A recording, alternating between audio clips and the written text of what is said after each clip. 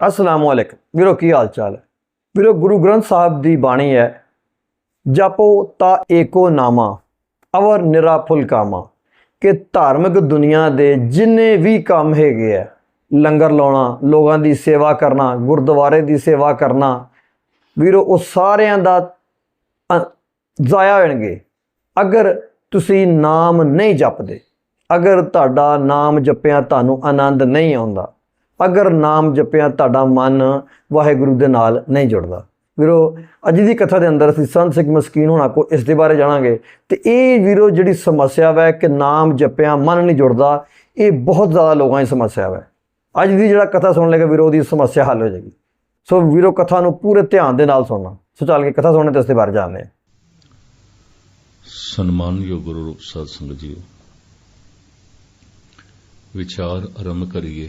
प्रथम फतेह प्रवान करनी। वाहिगुरू जी की फतेह। वाहिगुरू जी की फतेह। एक विचार दास ने कल आरंभ की थी सी, जपो ता एको नामा अवर निराफल कामा। धार्मिक जगत दे जितने भी काम ने, जितने भी कर्म ने, संस्कृत दे कर्म कहते हैं, पंजाबी च असी कम कह दईए। की कर्म करदा है, की कम करदा। धार्मिक जगत दे जितने भी कर्म ने, साहिब कहते अगर नाम नहीं जपिया जा रहा तो सब व्यर्थ ने, व्यर्थ ने। जपो ता एको नामा अवर निराफल कामा। इवें सुते सिद्ध नहीं है कि धन गुरु ग्रंथ साहब जी महाराज की पहली बाणी का नाम जप है, एवें नहीं है। कुछ खास कारण है।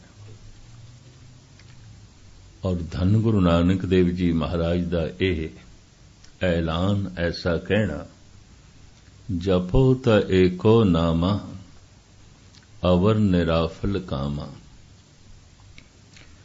धर्म दे जगत दे यात्रा आरंभ ही उसे दिन आउंदी है जिस दिन मनुख जपना आरंभ करता है। उस तो पहले ये तैयारी दे च है, धर्म की तैयारी ते कर रहे है, अजे धर्म दे मार्ग ते चलिया नहीं है। धर्म दे मार्ग ते साडी सुरत ने चलना है, शरीर ने नहीं। एक ओ मार्ग जिसते साडा तन चलदा है, एक ओ मार्ग जिसते साडा ध्यान चलदा है। इस वास्ते भारत विच धार्मिक साधना नूं ध्यान साधना कहंदे ने, ध्यान साधना।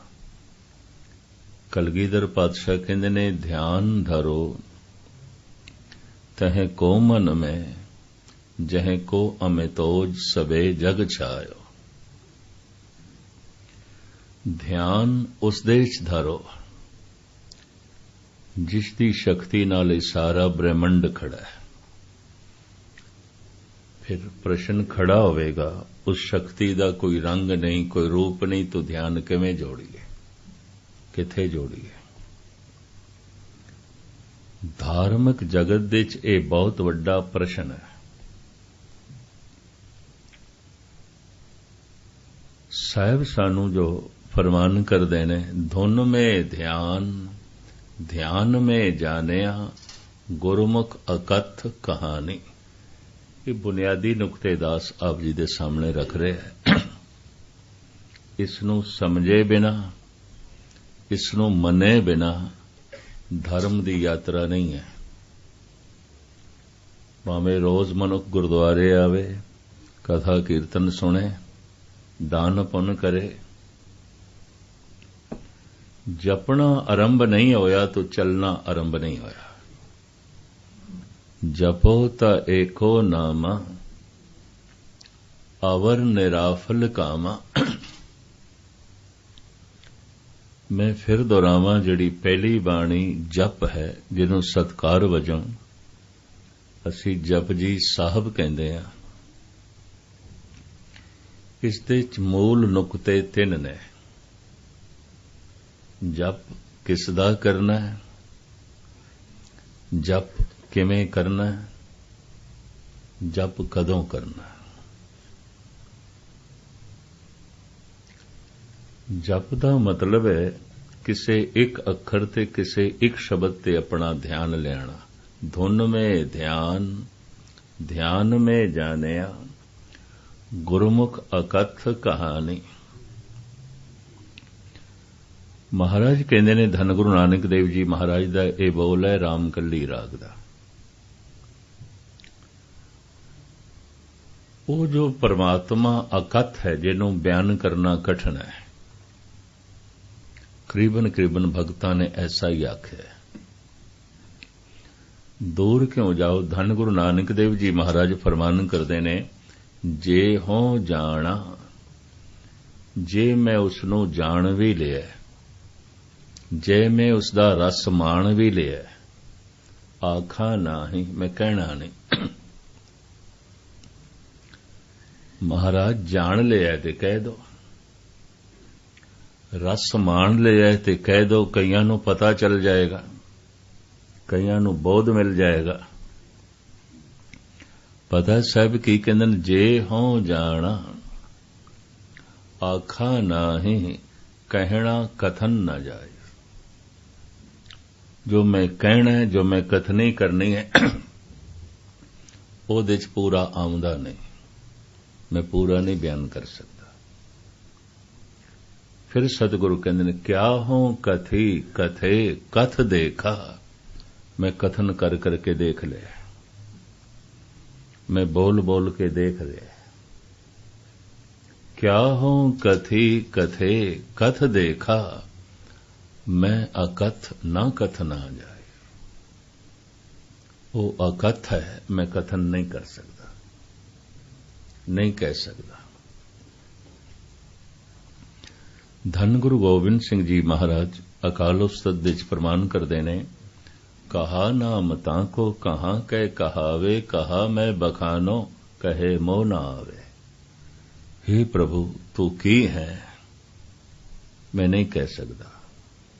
कहा नाम ताको, तेरी हस्ती की है, तू है की, वो रस्ते आनंद की है। कहा नाम ताको कहाँ कह कहावे, कहा मैं बखानो कहे मोह ना आवे। मेरे कहने च नहीं आउंदा, मैं जितना कहांगा ਉਹਦੇ ਚ परमात्मा पूरे दा पूरा प्रगट नहीं आउंदा। दुनिया भर दे भगतां ने यही आख्या अकथ है। कबीर भी कहते हैं, हर की अकथ कथा है न्यारी। लेकिन फिर भी भगत बहुत बोले ने, संत बहुत बोले ने। एक पासे कहते ने असीं कह नहीं सकते, फिर भी कहते ने। वो कहना सिर्फ इशारा है। वो कहना इंज है जिवें सागर दे चों एक चम्मच पानी किसी नूं प्राप्त होवे ते अगों रख देवे। कथनी पूरी नहीं हो सकती। इस रस नूं कोई माण ते सकदा है, बयान नहीं कर सकदा। इस रस नूं कोई माण ते सकदा है, वंड नहीं सकदा। ये भी मैं अर्ज करते हैं।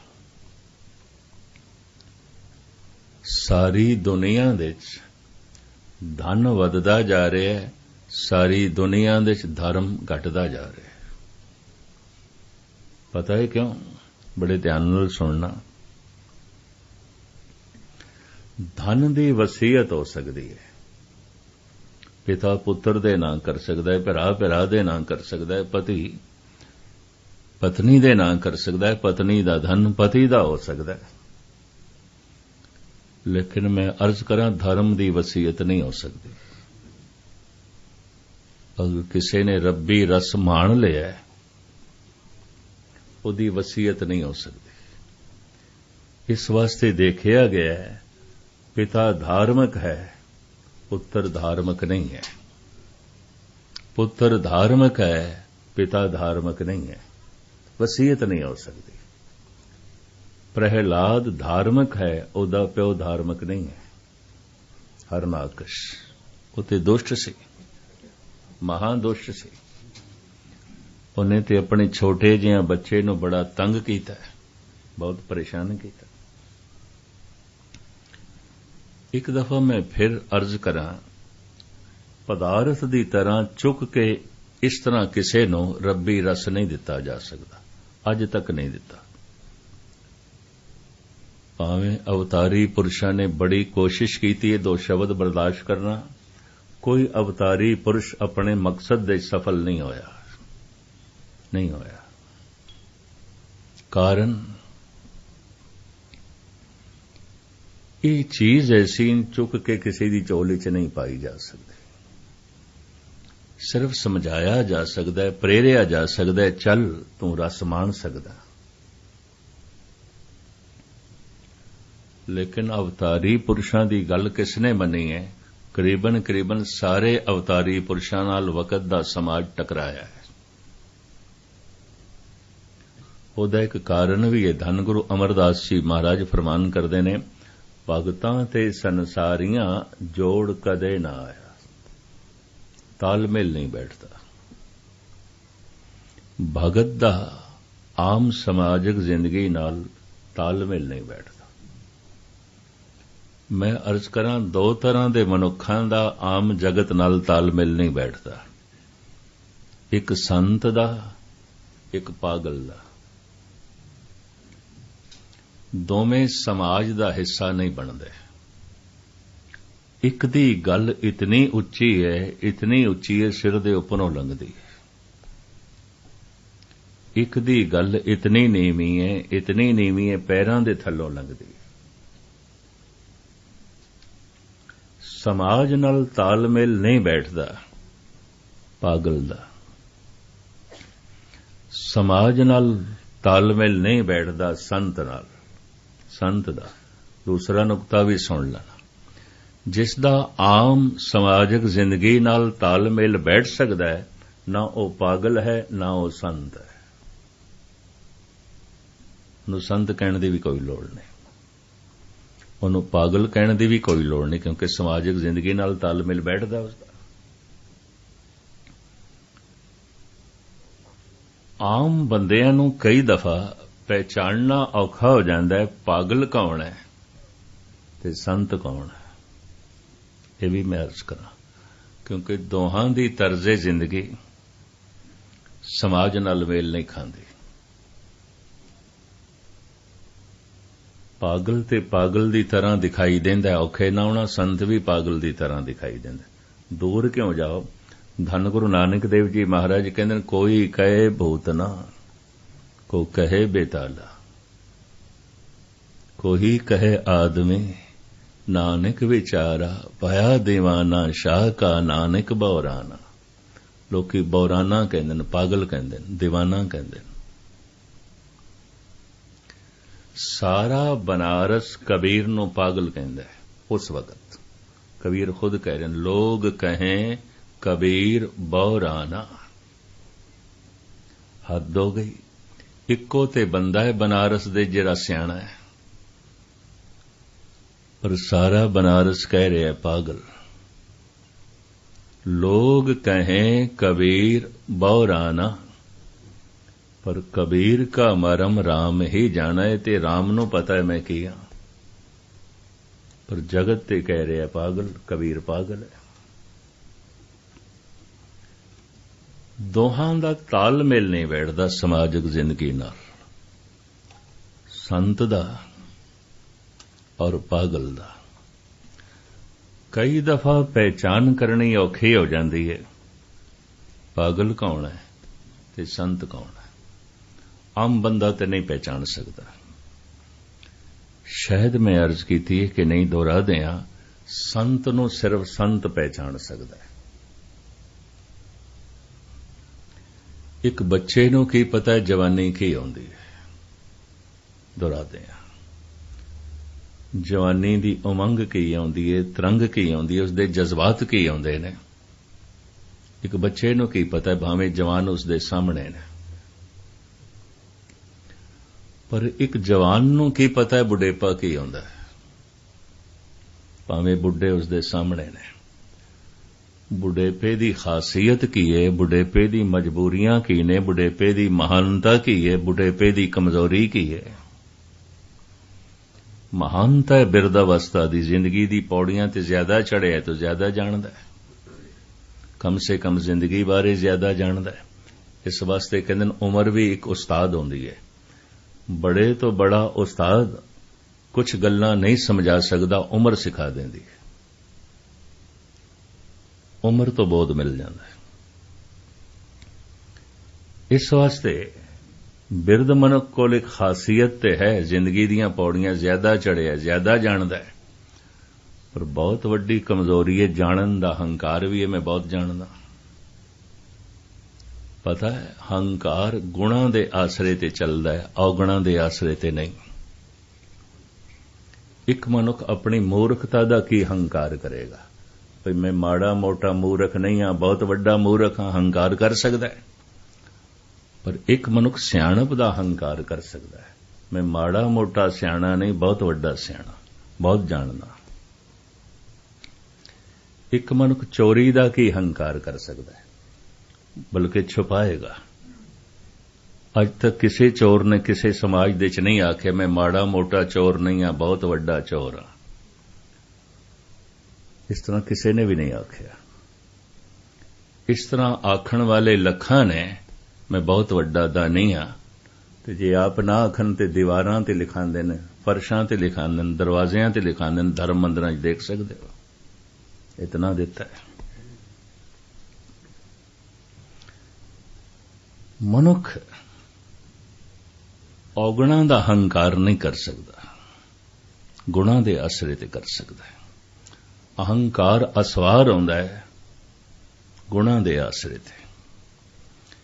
ਇੱਕ ਬੁੱਢੇ ਕੋਲ ਇਤਨਾ ਗੁਣ ਤੇ ਹੈ, ਜ਼ਿਆਦਾ ਜਾਣਦਾ ਹੈ, ਕਮ ਸੇ ਕਮ ਜ਼ਿੰਦਗੀ ਬਾਰੇ ਜ਼ਿਆਦਾ ਜਾਣਦਾ ਹੈ, ਜੀਵਨ ਦੀਆਂ ਪੌੜੀਆਂ ਤੇ ਜ਼ਿਆਦਾ ਚੜ੍ਹਿਆ, ਤਾਂ ਹੰਕਾਰੀ ਤੇ ਹੋਵੇਗਾ। ਭਾਵੇਂ ਕਮਰ ਝੁਕ ਜਾਏ, ਮਨ ਨਹੀਂ ਝੁਕੇਗਾ।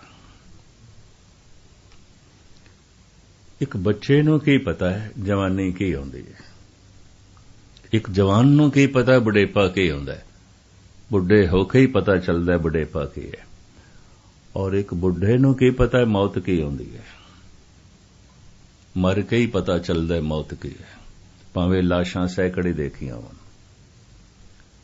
ਭਾਵੇਂ ਸ਼ਮਸ਼ਾਨ ਘਾਟ ਦੇ 100 ਦਫਾ ਗਿਆ ਹੋਵੇ, ਭਾਵੇਂ ਇਹਨਾਂ ਅੱਖਾਂ ਨਾਲ ਸੈਂਕੜੇ ਮੁਰਦੇ ਇਸਨੇ ਜਲਦੇ ਦੇਖੇ ਹੋਣ, ਮੌਤ ਦਾ ਪਤਾ ਚੱਲਦਾ ਹੈ ਮਰ ਕੇ।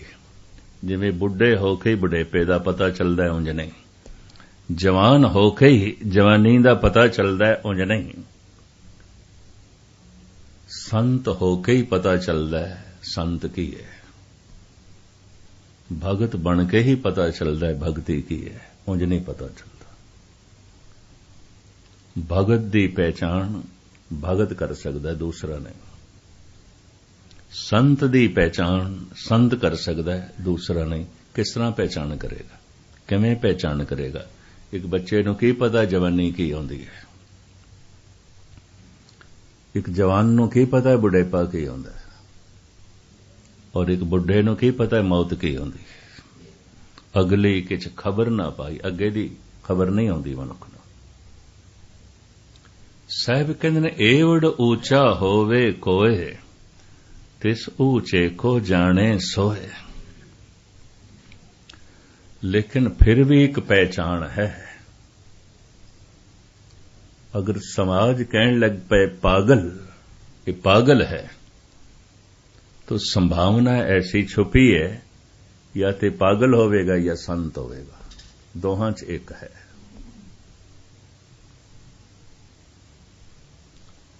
धन गुरु गोबिंद सिंह जी महाराज ने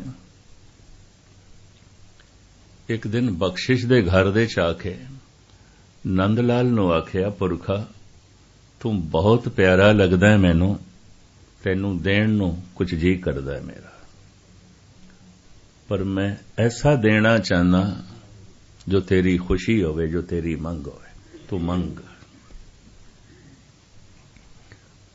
पता है नंद लाल ने की आखिया, महाराज इस दर ते जद मैं आया सी बड़ियां मंगां नाल भरिया आया सी, ਇੱਥੇ ਰਹਿੰਦਿਆਂ ਮੰਗਾਂ ਤੇ ਸਾਰੀਆਂ ਹੀ ਮਿਟ ਗਈਆਂ। ਅੱਜ ਆਪ ਕਹਿੰਦੇ ਹੋ ਮੰਗ ਲਓ, ਤੇ ਜਦ ਹਿਰਦਾ ਮੰਗਾਂ ਨਾਲ ਭਰਿਆ ਹੋਇਆ ਸੀ ਕਦੀ ਆਖਿਆ ਹੀ ਨਹੀਂ ਤੁਸੀਂ।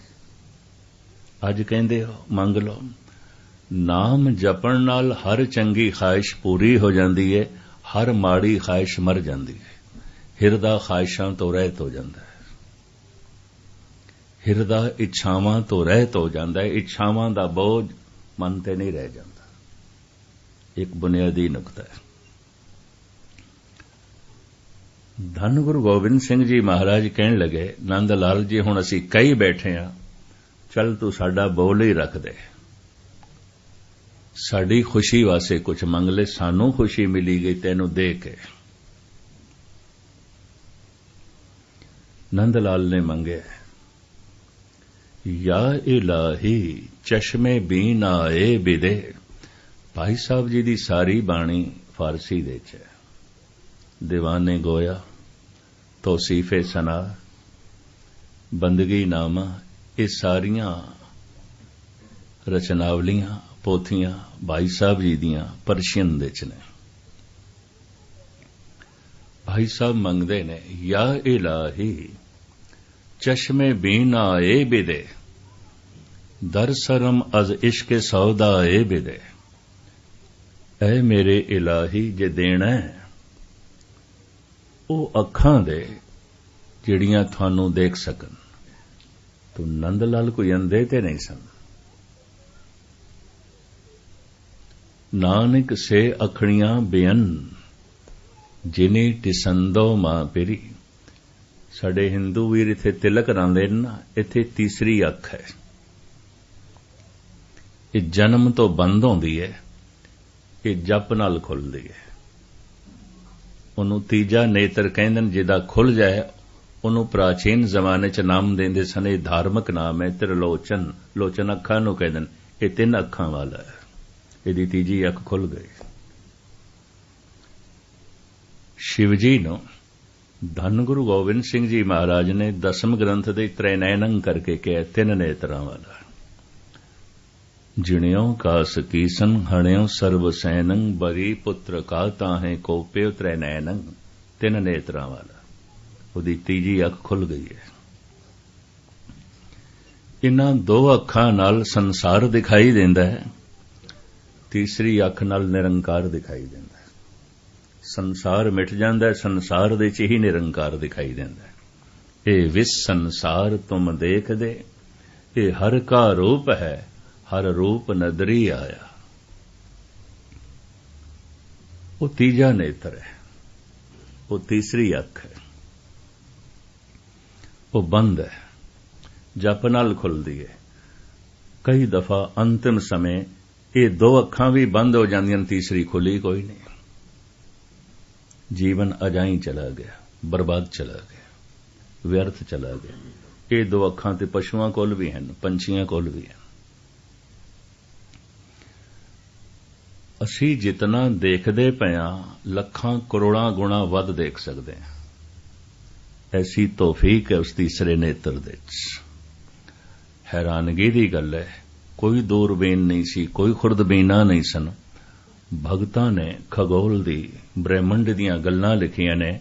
ਅਜੋਕੀ ਸਾਇੰਸ ਉਸ ਨੂੰ ਗਲਤ ਨਹੀਂ ਠਹਿਰਾ ਸਕਦੀ। ਇਹ ਵੀ ਮੈਂ ਅਰਜ਼ ਕਰਦੇ ਹਾਂ, ਬੜੀਆਂ ਬਾਰੀਕ ਤੇ ਮਹਾਨ ਗੱਲਾਂ। तो मुख्तसर में अर्ज करा, भाई साहब मंग कर देने, या इलाही चश्मे बीना ए बिदे। तीसरी अख खुल जाए तो फिर एक हालत बनती है, दर सरम अज इश्के सौदा ए बिदे। सिर दे च ओ इश्क दे, ओ प्यार दे के जगत कह देवे सौदाई है, पागल है।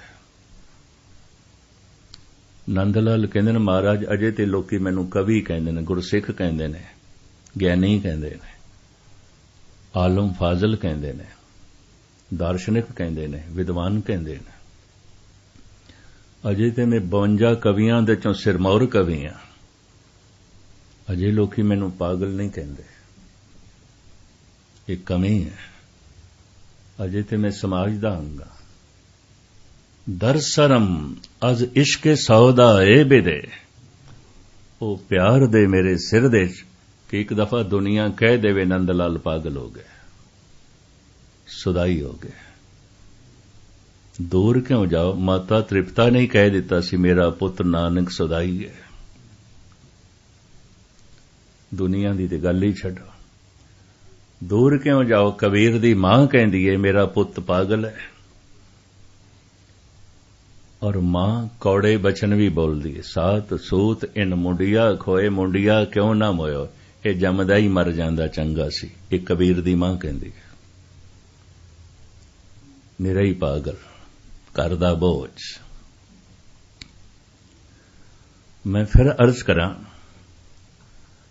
ਦੋ ਤਰ੍ਹਾਂ ਦੇ ਮਨੁੱਖ ਸਮਾਜ ਦਾ ਹਿੱਸਾ ਨਹੀਂ ਬਣਦੇ, ਇੱਕ ਪਾਗਲ, ਇੱਕ ਸੰਤ। ਸੰਤ ਦੀ ਜ਼ਿੰਦਗੀ, ਸੰਤ ਦੇ ਬੋਲ ਇਤਨੇ ਉੱਚੇ ਨੇ, ਸਿਰ ਦੇ ਉੱਪਰੋਂ ਲੰਘਦੇ ਨੇ। ਕੋਈ ਆਪਣੀ ਸੁਰਤ ਉੱਚੀ ਕਰੇ, ਸਿਰ ਉੱਚਾ ਕਰੇ ਤੇ ਤਾਲਮੇਲ ਬੈਠੇ। ਪਾਗਲ ਦੇ ਬੋਲ ਇਤਨੇ ਨੀਵੇਂ ਨੇ, ਇਤਨੇ ਨੀਵੇਂ ਨੇ, ਪੈਰਾਂ ਦੇ ਥੱਲੋਂ ਲੰਘਦੇ ਨੇ।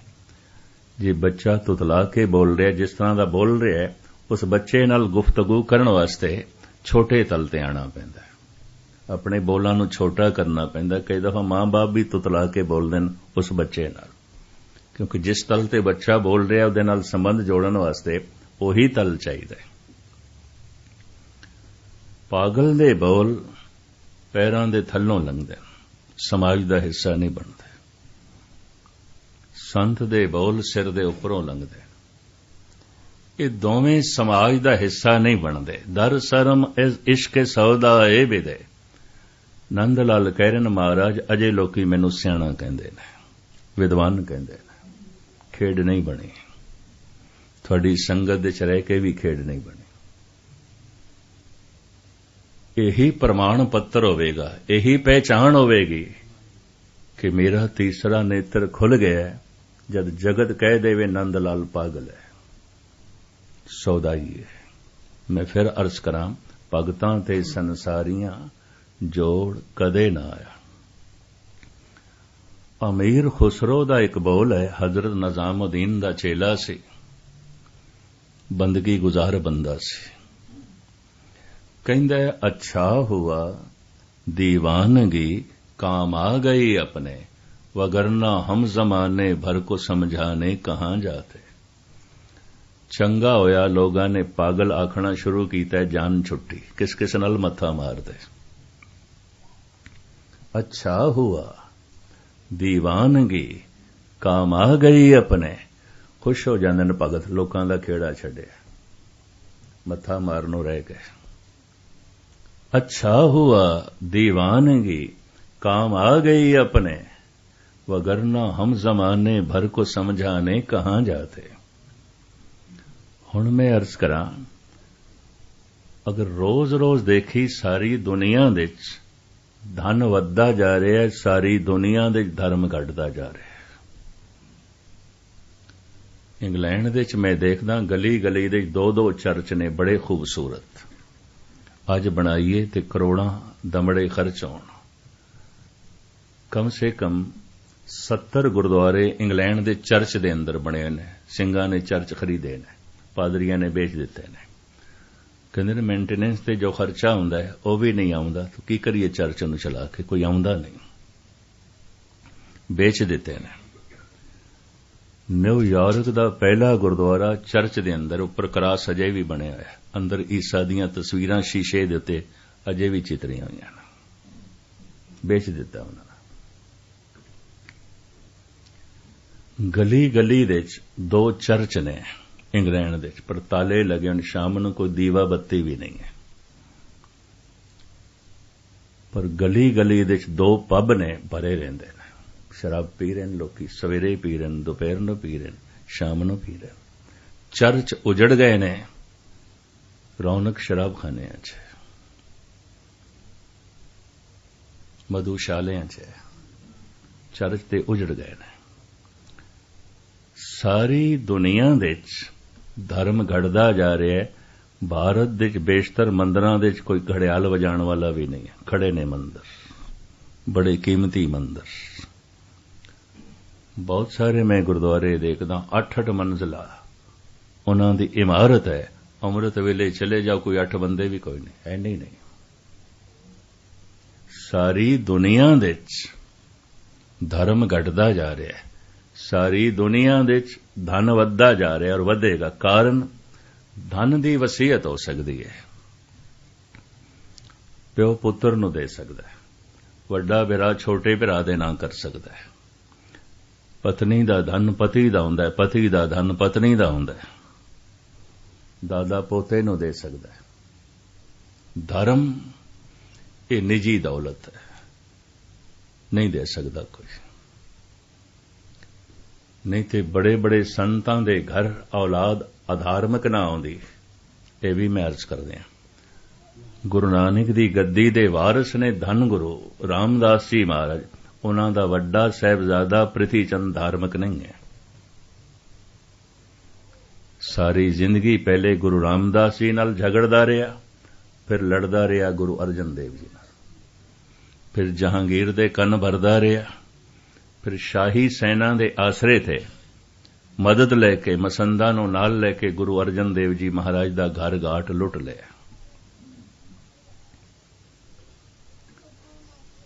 ਧੰਨ ਗੁਰੂ ਰਾਮਦਾਸ ਜੀ ਮਹਾਰਾਜ ਨੇ ਬਾਰ-ਬਾਰ ਪ੍ਰਿਥੀ ਚੰਦ ਨੂੰ ਸਮਝਾਇਆ ਵੀ ਸੀ। ਇੱਕ ਵਾਕ ਹੈ, ਕਾਹੇ ਪੂਤ ਝਗਰਤ ਹੋ ਸੰਗ ਬਾਪ, ਜਿਨ ਕੇ ਜਨੇ ਬਡੀਰੇ ਤੁਮ ਹੋ ਤਿਨ ਸੋ ਝਗਰਤ ਪਾਪ। ਇਹ ਤੇ ਪਾਪ ਹੈ, ਤੂੰ ਪਾਪ ਕਰਦਾ ਹੈ, ਸਵੇਰੇ ਤੋਂ ਲੈ ਕੇ ਸ਼ਾਮ ਤੱਕ ਝਗੜਦਾ।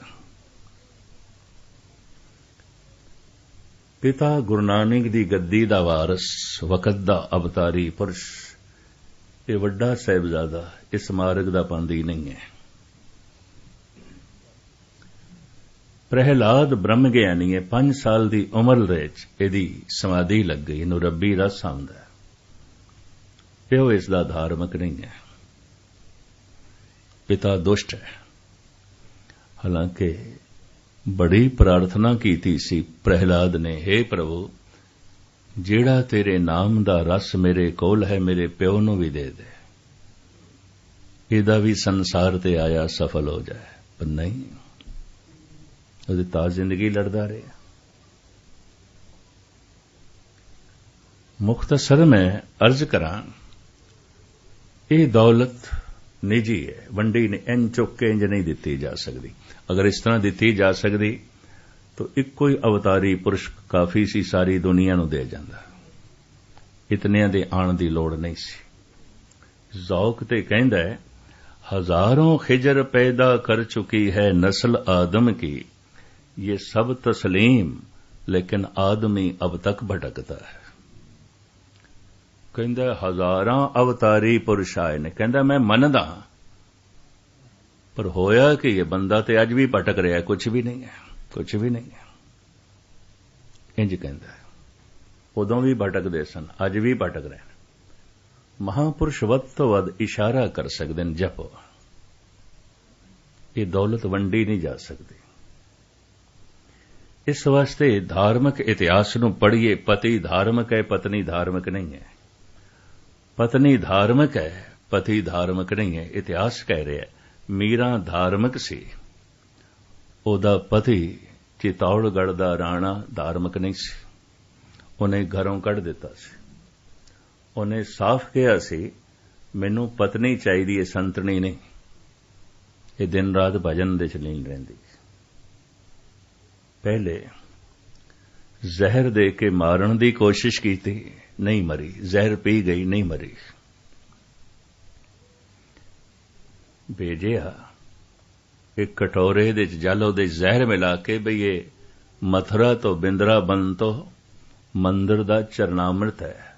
ਖੁਸ਼ੀ ਖੁਸ਼ੀ ਨਾਲ ਪੀ ਗਈ, ਚਰਨਾਮ੍ਰਿਤ ਹੈ। ਜ਼ਹਿਰ ਸੀ, ਨਹੀਂ ਮਰੀ। ਇੱਕ ਹੋਰ ਵੀ ਮੈਂ ਅਰਜ਼ ਕਰਦੇ ਹਾਂ, ਭਗਤ ਨਾਮਦੇਵ ਜੀ ਮਹਾਰਾਜ ਦਾ ਵਾਕ ਹੈ, 10 बैरागन मोहे बस कीनी पंचों का मिटना, साइंस तस्दीक कर दिए या नहीं। ਇਹ ਜ਼ਰੂਰੀ ਨਹੀਂ। ਕਿਉਂ? ਸਾਇੰਸ ਜਿੱਥੇ ਖਤਮ ਹੁੰਦੀ ਹੈ, ਧਰਮ ਦੀ ਗੱਲ ਤੇ ਉੱਥੋਂ ਸ਼ੁਰੂ ਹੁੰਦੀ ਹੈ। ਉਹ ਆਂਤਰਿਕ ਗਿਆਨ ਹੈ। ਸਾਇੰਸ ਪਦਾਰਥ ਦਾ ਗਿਆਨ ਹੈ, ਅੱਖਾਂ ਦੇ ਆਸਰੇ ਤੇ ਖੜਾ ਹੈ। ਇਸ ਵਾਸਤੇ ਅੰਧਾ ਮਨੁੱਖ ਸਾਇੰਟਿਸਟ ਨਹੀਂ ਹੋ ਸਕਦਾ। ਪਦਾਰਥ ਨੂੰ ਚੀਰਨਾ ਹੈ, ਫਾੜਨਾ ਹੈ, ਲੇਕਿਨ ਧਰਮ ਤੇ ਧਿਆਨ ਸਾਧਨਾ ਤੇ ਖੜਾ ਹੈ। ਧਿਆਨ ਧਰੋ ਤੈਂ ਕੋ ਮਨ ਮੈਂ। 10 ਬੈਰਾਗਨ ਮੋਹਿ ਬਸ ਕੀਨੀ ਪੰਚੋਂ ਕਾ ਮਿਟਣਾ। ਮੈਂ ਇਹਨਾਂ 10 ਇੰਦਰੀਆਂ ਨੂੰ ਕਾਬੂ ਕਰ ਲਿਆ ਤੇ 5 ਵਿਕਾਰਾਂ ਦਾ ਨਾਮੋ ਨਿਸ਼ਾਨ ਮਿਟ ਗਿਆ। ਨਾਮਦੇਵ ਕਹਿੰਦੇ ਨੇ 70 ਦੋਏ ਭਰੇ ਅੰਮ੍ਰਿਤ ਸਰ ਬਿਖ ਕੋ ਮਾਰ ਕਢਾਂ। 70 ਤੇ 2 72 ਮੋਟੀਆਂ ਨਾੜਾਂ ਨੇ ਸਰੀਰ ਦੇ ਅੰਦਰ, ਜਿਨ੍ਹਾਂ ਦਾ ਹਜ਼ਾਰਾਂ ਛੋਟੀਆਂ-ਛੋਟੀਆਂ ਬਾਰੀਕ ਸੂਖਸ਼ਮ ਨਸਾਂ ਨਾਲ ਸੰਬੰਧ ਹੈ, ਲੇਕਿਨ ਮੋਟੀਆਂ ਨਸਾਂ ਇਹ 72 ਨੇ। ਆਯੁਰਵੇਦ ਆਚਾਰੀਆ ਐਸਾ ਮੰਨਦੇ ਨੇ, ਭਗਤ ਐਸਾ ਮੰਨਦੇ ਨੇ। ਨਾਮਦੇਵ ਕਹਿੰਦੇ ਨੇ 70 ਦੋਏ ਭਰੇ ਅੰਮ੍ਰਿਤ ਸਰ।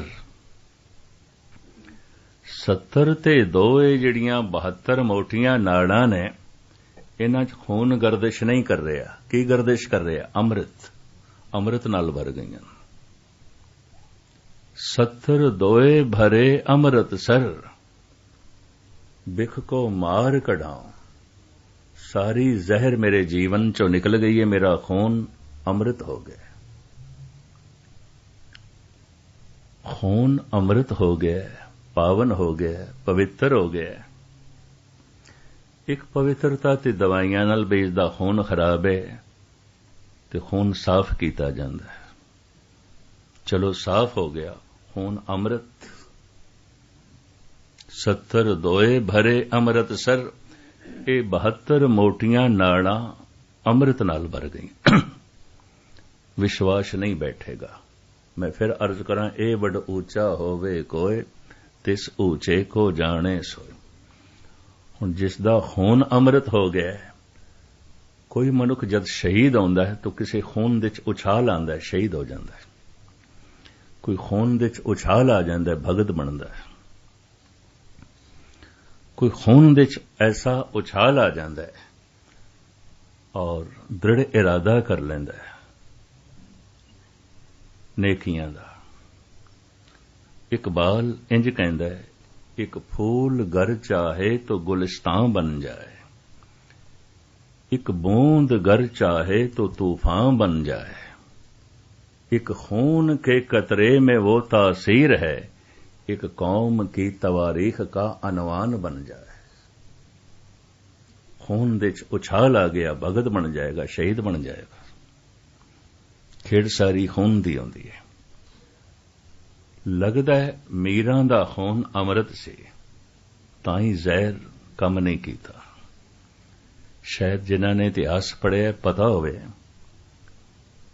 ਪ੍ਰਿਥੀ ਚੰਦ ਨੇ ਧੰਨ ਗੁਰੂ ਹਰਗੋਬਿੰਦ ਸਾਹਿਬ ਜੀ ਮਹਾਰਾਜ ਨੂੰ ਜ਼ਹਿਰ ਪਿਲਾਇਆ ਸੀ, ਛੋਟੀ ਬਾਲਕ ਅਵਸਥਾ ਵਿੱਚ।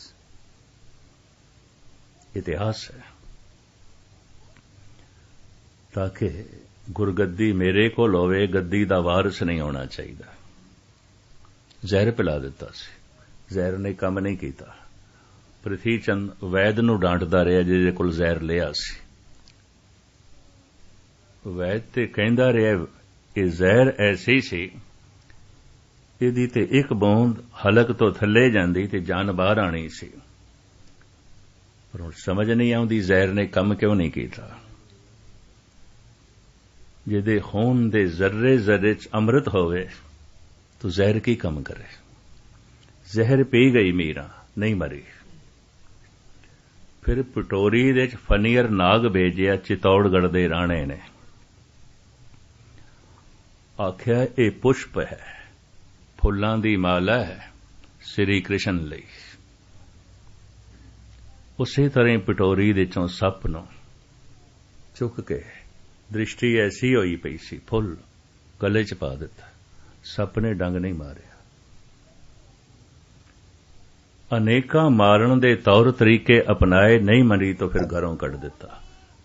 ਰਾਜਸਥਾਨ ਦੇ ਜੰਗਲਾਂ ਦੇ 'ਚ ਮੀਰਾਂ ਭਟਕਦੀ ਰਹੀ। ਕੋਈ ਸ਼ਹਿਰ ਦੇ 'ਚ ਨਹੀਂ ਵੜਨ ਦਿੰਦਾ ਸੀ। ਵੀ ਘਰੋਂ ਧੱਕੇ ਮਾਰ ਕੇ ਕੱਢੀ ਹੋਈ ਰਾਜਪੂਤ ਘਰਾਣੇ ਦੀ। ਬਹੁਤ ਬੁਰਾ ਮਨਾਉਂਦੇ ਸਨ ਇਸ ਗੱਲ ਨੂੰ। और खुद कहती है मीरा, कोई कहे कुलटा अकुलटा अकुलीन कोई कहे लंकने कलंकने कुनारी हो। मेरे ते तौमता दुनिया लांदी है। ये वैश्य है, ये कलंकनी है, ये कुलछणी है, ताई ते घरों कड्डी गई है। मीरा नूं कोई मंदिर दे च नहीं वड़न देंदा सी, धर्मशाला च नहीं वड़न देंदा सी। रुखां तले बैठ के एक तारा वजा के गीत गांदी रही, जंगलां च भटकदी रही। जिन्हां जिन्हां दरख्तां दे थल्ले बैठ के इसने गीत गाए, बाद दे च राजस्थान दे रजवाड़ियां ने उत्थे उच्चे उच्चे मंदिर खड़े कीते, सोने दे कलश ने। लेकिन उस समय ते कोई कस्बे च भी नहीं वड़न देंदा सी। मीरा धार्मिक है, ओदा पति धार्मिक नहीं सी। त्रिलोचन धार्मिक है, ओदी पत्नी धार्मिक नहीं है। त्रिलोचन दी बाणी तुसी पढ़ लो। अंमृत वेले उठ के त्रिलोचन भजन करदा है, राम नाम दा जप करदा है। त्रिलोचन दी पत्नी राम नूं गालां कढदी है। अधकड़ उमर हो गई सी, घर दे च औलाद नहीं सी, ते कहंदी की दिता है राम ने, की दिता है रब ने। पशुआं दे भी बच्चे हो जांदे ने, साडे घर एक बच्चा कोई नहीं। 100 गालां कढे। वो प्रभु दा नाम जपे, वो प्रभु नूं गालां कढे। ये त्रिलोचन दा शब्द है, नारायण निंदस काहे भूली गवारी। ऐ गवार स्त्री एक ही कर रही है, क्यों निंदा कर रही है? पहले ही दुखी अपना दुख और वधा रही है। नारायण निंदस काहे भोली गवारी, दुखरत सुकरत थारो कर्मरी। दुख सुख फल होंदा है, कर्म बीज होंदा है। फल बिना बीज तो नहीं आउंदा। दुख एक फल है, सुख एक फल है। तू दुखी है, बीज ऐसे बोए ने, ते हुण होर बीज ऐसे बो रही है, होर दुखी होवेगी। दुख ते एक फल है, सुख ते एक फल है। अगर दुख सुख फल है तो फिर इसदा बीज होवेगा, बीज कर्म है। तू ठीक बीज नहीं बो रही। जमीन दे उत्ते कोई बीज बोवे, ऐसा हुंदा है बोया किसे ने, खांदा कोई है। दरख्त किसे ने लाया, फल कोई खांदा है। पर जीवन दे ते जो कर्म करदे आ, आप ही खाने पैंदे ने। आप बीज आपे ही खाए, खुद खाने पैंदे, खुद बोया खुद खाना पैंदा। त्रिलोचन धार्मिक है, इहदी पत्नी धार्मिक नहीं है। मीरा धार्मिक है, इहदा पति धार्मिक नहीं है। धन गुरु रामदास जी महाराज वक़्त दे अवतारी पुरुष ने, वड्डा साहिबजादा इस मार्ग दा पांदी नहीं है। प्रहलाद धार्मिक है, ओदा पिता दुष्ट है, धार्मिक नहीं है। इतिहास भरा पिया। इस तरह दे होर इतिहासक मनुख ने, इतिहासक घराने ने। एक बंदा ही धार्मिक है, बाकी नहीं ने। पिता धनवान है, पुत्र आपे ही धनवान हो जाता है। पिता राजा है, पुत्र आपे ही राजकुमार हो जाता है। पिता बादशाह है, बच्चा आपे ही शहजादा हो जाता है।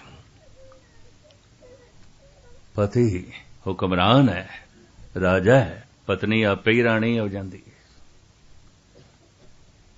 पति धनवान है, पत्नी आपे ही धनवान हो गई, या पत्नी धनवान है, पति आपे ही धनवान हो गया। पति दा धन पत्नी दा है, पत्नी दा धन पति दा है। पिता अपने धन दी वसीयत पुत्रां दे नां कर सकदा है, पोतरियां दे नां कर सकदा है।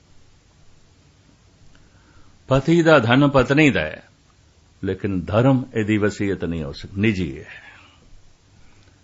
घर दे 10 मनुख होवन, हो सकदा कोई इक्का धार्मिक होवे, बाकी नहीं। संसार दा इतिहास इसे नाल भरिया पिया। यही कारण है रोज रोज सारी दुनिया दे धन वधदा जा रहा है, धर्म घटदा जा रहा है, बैलेंस बिगड़ गया मनुखी समाज दा, संतुलन खो गया। संतुलन ते तां बनना से धन भी वधे, धर्म भी वधे। ऐसा होया नहीं। ਐਸਾ ਹੈ ਨਹੀਂ।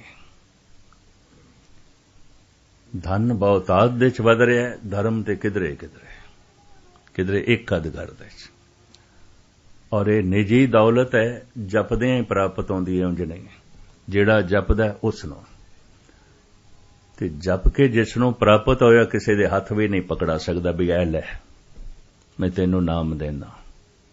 ਨਾਮ ਕੋਈ ਗਾਜਰ ਮੂਲੀ ਨਹੀਂ ਹੈ ਦੇ ਦੇਣਾ। ਨਾਮ ਜਪਣ ਦੀ ਪ੍ਰੇਰਣਾ ਦਿੰਦੇ ਹੁੰਦੇ ਨੇ ਸੰਤ ਲੋਕ। ਤੇ ਕਿਸੇ ਦਾ ਹਿਰਦਾ ਜਪਣ ਨੂੰ ਰਾਜ਼ੀ ਹੋ ਗਿਆ ਤਾਂ ਸਤਸੰਗ ਦਾ ਫਲ ਮਿਲ ਗਿਆ। ਮੰਦਿਰ ਮਸਜਿਦ ਗੁਰਦੁਆਰੇ ਆਉਣ ਦਾ ਫਲ ਮਿਲ ਗਿਆ। ਕਿਉਂ? ਜਪਣ ਲੱਗ ਪਏ। ਧੰਨ ਗੁਰੂ ਨਾਨਕ ਦੇਵ ਜੀ ਮਹਾਰਾਜ ਦੀ ਪਹਿਲੀ ਬਾਣੀ ਜਪ ਔਰ ਸਤਿਗੁਰੂ ਦਾ ਸੰਦੇਸ਼ ਉਪਦੇਸ਼, ਜਪੋ ਤਾਂ ਏਕੋ ਨਾਮਾ ਅਵਰ ਨਿਰਾਫਲ ਕਾਮਾ। ਜਪ ਕਿਵੇਂ ਕਰੀਏ? ਰਸਨਾ ਨਾਮ ਜਪੋ ਤਬ ਮਥਿਏ, ਇਨ ਬਿਦ ਅੰਮ੍ਰਿਤ ਪਾਓ। ਰਸਨਾ ਨਾਲ ਜਪਣਾ। ਕਿੰਨਾ ਕੁ ਜਪਣਾ? ਗਿਣਤੀ ਮਿਣਤੀ ਨਹੀਂ ਰੱਖਣੀ, ਮੈਂ ਇੰਨੇ 100 ਦਫਾ ਮਾਲਾ ਫੇਰੀਏ ਤੇ ਇਹ ਕੀਤਾ ਤੇ ਉਹ ਕੀਤਾ। ਇਹ ਤੇ ਇੱਕ ਦੋ ਜੀਬੋ ਲੱਖ ਹੋਵੇ ਲੱਖ ਵੀਸ। ਇੱਕ ਜ਼ਬਾਨ 2 ਹੋ ਜਾਣ 2, 20 ਹੋ ਜਾਣ 20, ਲੱਖ ਹੋ ਜਾਣ ਲੱਖ, 20 ਲੱਖ ਹੋ ਜਾਣ। ਇੱਕ ਰਸਨਾ ਨਾਲ ਲੱਖਾਂ ਵਾਰੀ ਵਾਹਿਗੁਰੂ ਵਾਹਿਗੁਰੂ ਵਾਹਿਗੁਰੂ ਉਚਾਰਨ ਕਰੀਏ। ਇਹ ਤਰਾਪਤ ਪੌੜੀਆਂ, ਇਹੀ ਪ੍ਰਮਾਤਮਾ ਦੇ ਘਰ ਦੀਆਂ ਪੌੜੀਆਂ ਨੇ। ਇਹੀ ਪੌੜੀਆਂ ਨੇ। ਚੜੀਏ ਹੋਏ ਇਕੀਸ, ਚੜ ਕੇ ਮਨੁੱਖ ਇੱਕ ਈਸ਼ਵਰ ਦਾ ਰੂਪ ਹੋ ਜਾਂਦਾ। ਇਹੀ ਪੌੜੀਆਂ ਨੇ। ਪਰ ਹੁਣ ਪ੍ਰਸ਼ਨ ਪੈਦਾ ਹੁੰਦਾ ਹੈ, ਜਪੀਏ ਵਾਹਿਗੁਰੂ ਵਾਹਿਗੁਰੂ, ਧਿਆਨ ਕਿੱਥੇ ਰੱਖੀਏ? ਬਦਕਿਸਮਤੀ ਹੈ, ਅਕਸਰ ਹੈ ਇਹ ਸਿਲਸਿਲਾ ਉਹ ਲੋਕ ਦੱਸਦੇ ਨੇ ਜਿਨ੍ਹਾਂ ਦਾ ਸਵੈਮ ਇਸ ਬਾਰੇ ਕੋਈ ਅਨੁਭਵ ਨਹੀਂ ਹੁੰਦਾ। ਕਹਿੰਦੇ ਤਸਵੀਰ ਦੇ ਚ ਧਿਆਨ ਜੋੜੋ, ਮੂਰਤੀ ਦੇ ਚ ਧਿਆਨ ਜੋੜੋ, ਇੱਥੇ ਧਿਆਨ ਜੋੜੋ। ਗੁਰੂ ਗ੍ਰੰਥ ਸਾਹਿਬ ਵਿੱਚ ਮੈਨੂੰ ਇੱਕ ਸ਼ਬਦ ਵੀ ਐਸਾ ਨਹੀਂ ਮਿਲਿਆ ਜਿੱਥੇ ਸਤਿਗੁਰੂ ਨੇ ਕਿਹਾ ਹੋਵੇ ਇੰਜ ਕਰੋ, ਐਸਾ ਕਰੋ। ਬੇਸ਼ਤਰ ਸੰਤ ਐਸਾ ਕਹਿੰਦੇ ਨੇ। ਅਗਰ ਮੂਰਤੀ ਧਿਆਨ ਜੋੜਨਾ ਹੈ, ਧਿਆਨ ਬਾਹਰ ਗਿਆ। ਤਸਵੀਰ ਦੇ ਧਿਆਨ ਜੋੜਨਾ ਹੈ, ਧਿਆਨ ਬਾਹਰ ਗਿਆ। ਮੱਥੇ ਤੇ ਧਿਆਨ ਜੋੜਨਾ ਹੈ, ਧਿਆਨ ਬਾਹਰ ਗਿਆ। ਧਿਆਨ ਤੇ ਅੰਤਰਮੁਖੀ ਕਰਨਾ ਹੈ। ਤੋ ਧਿਆਨ ਨੂੰ ਅੰਦਰ ਕਰੀਏ।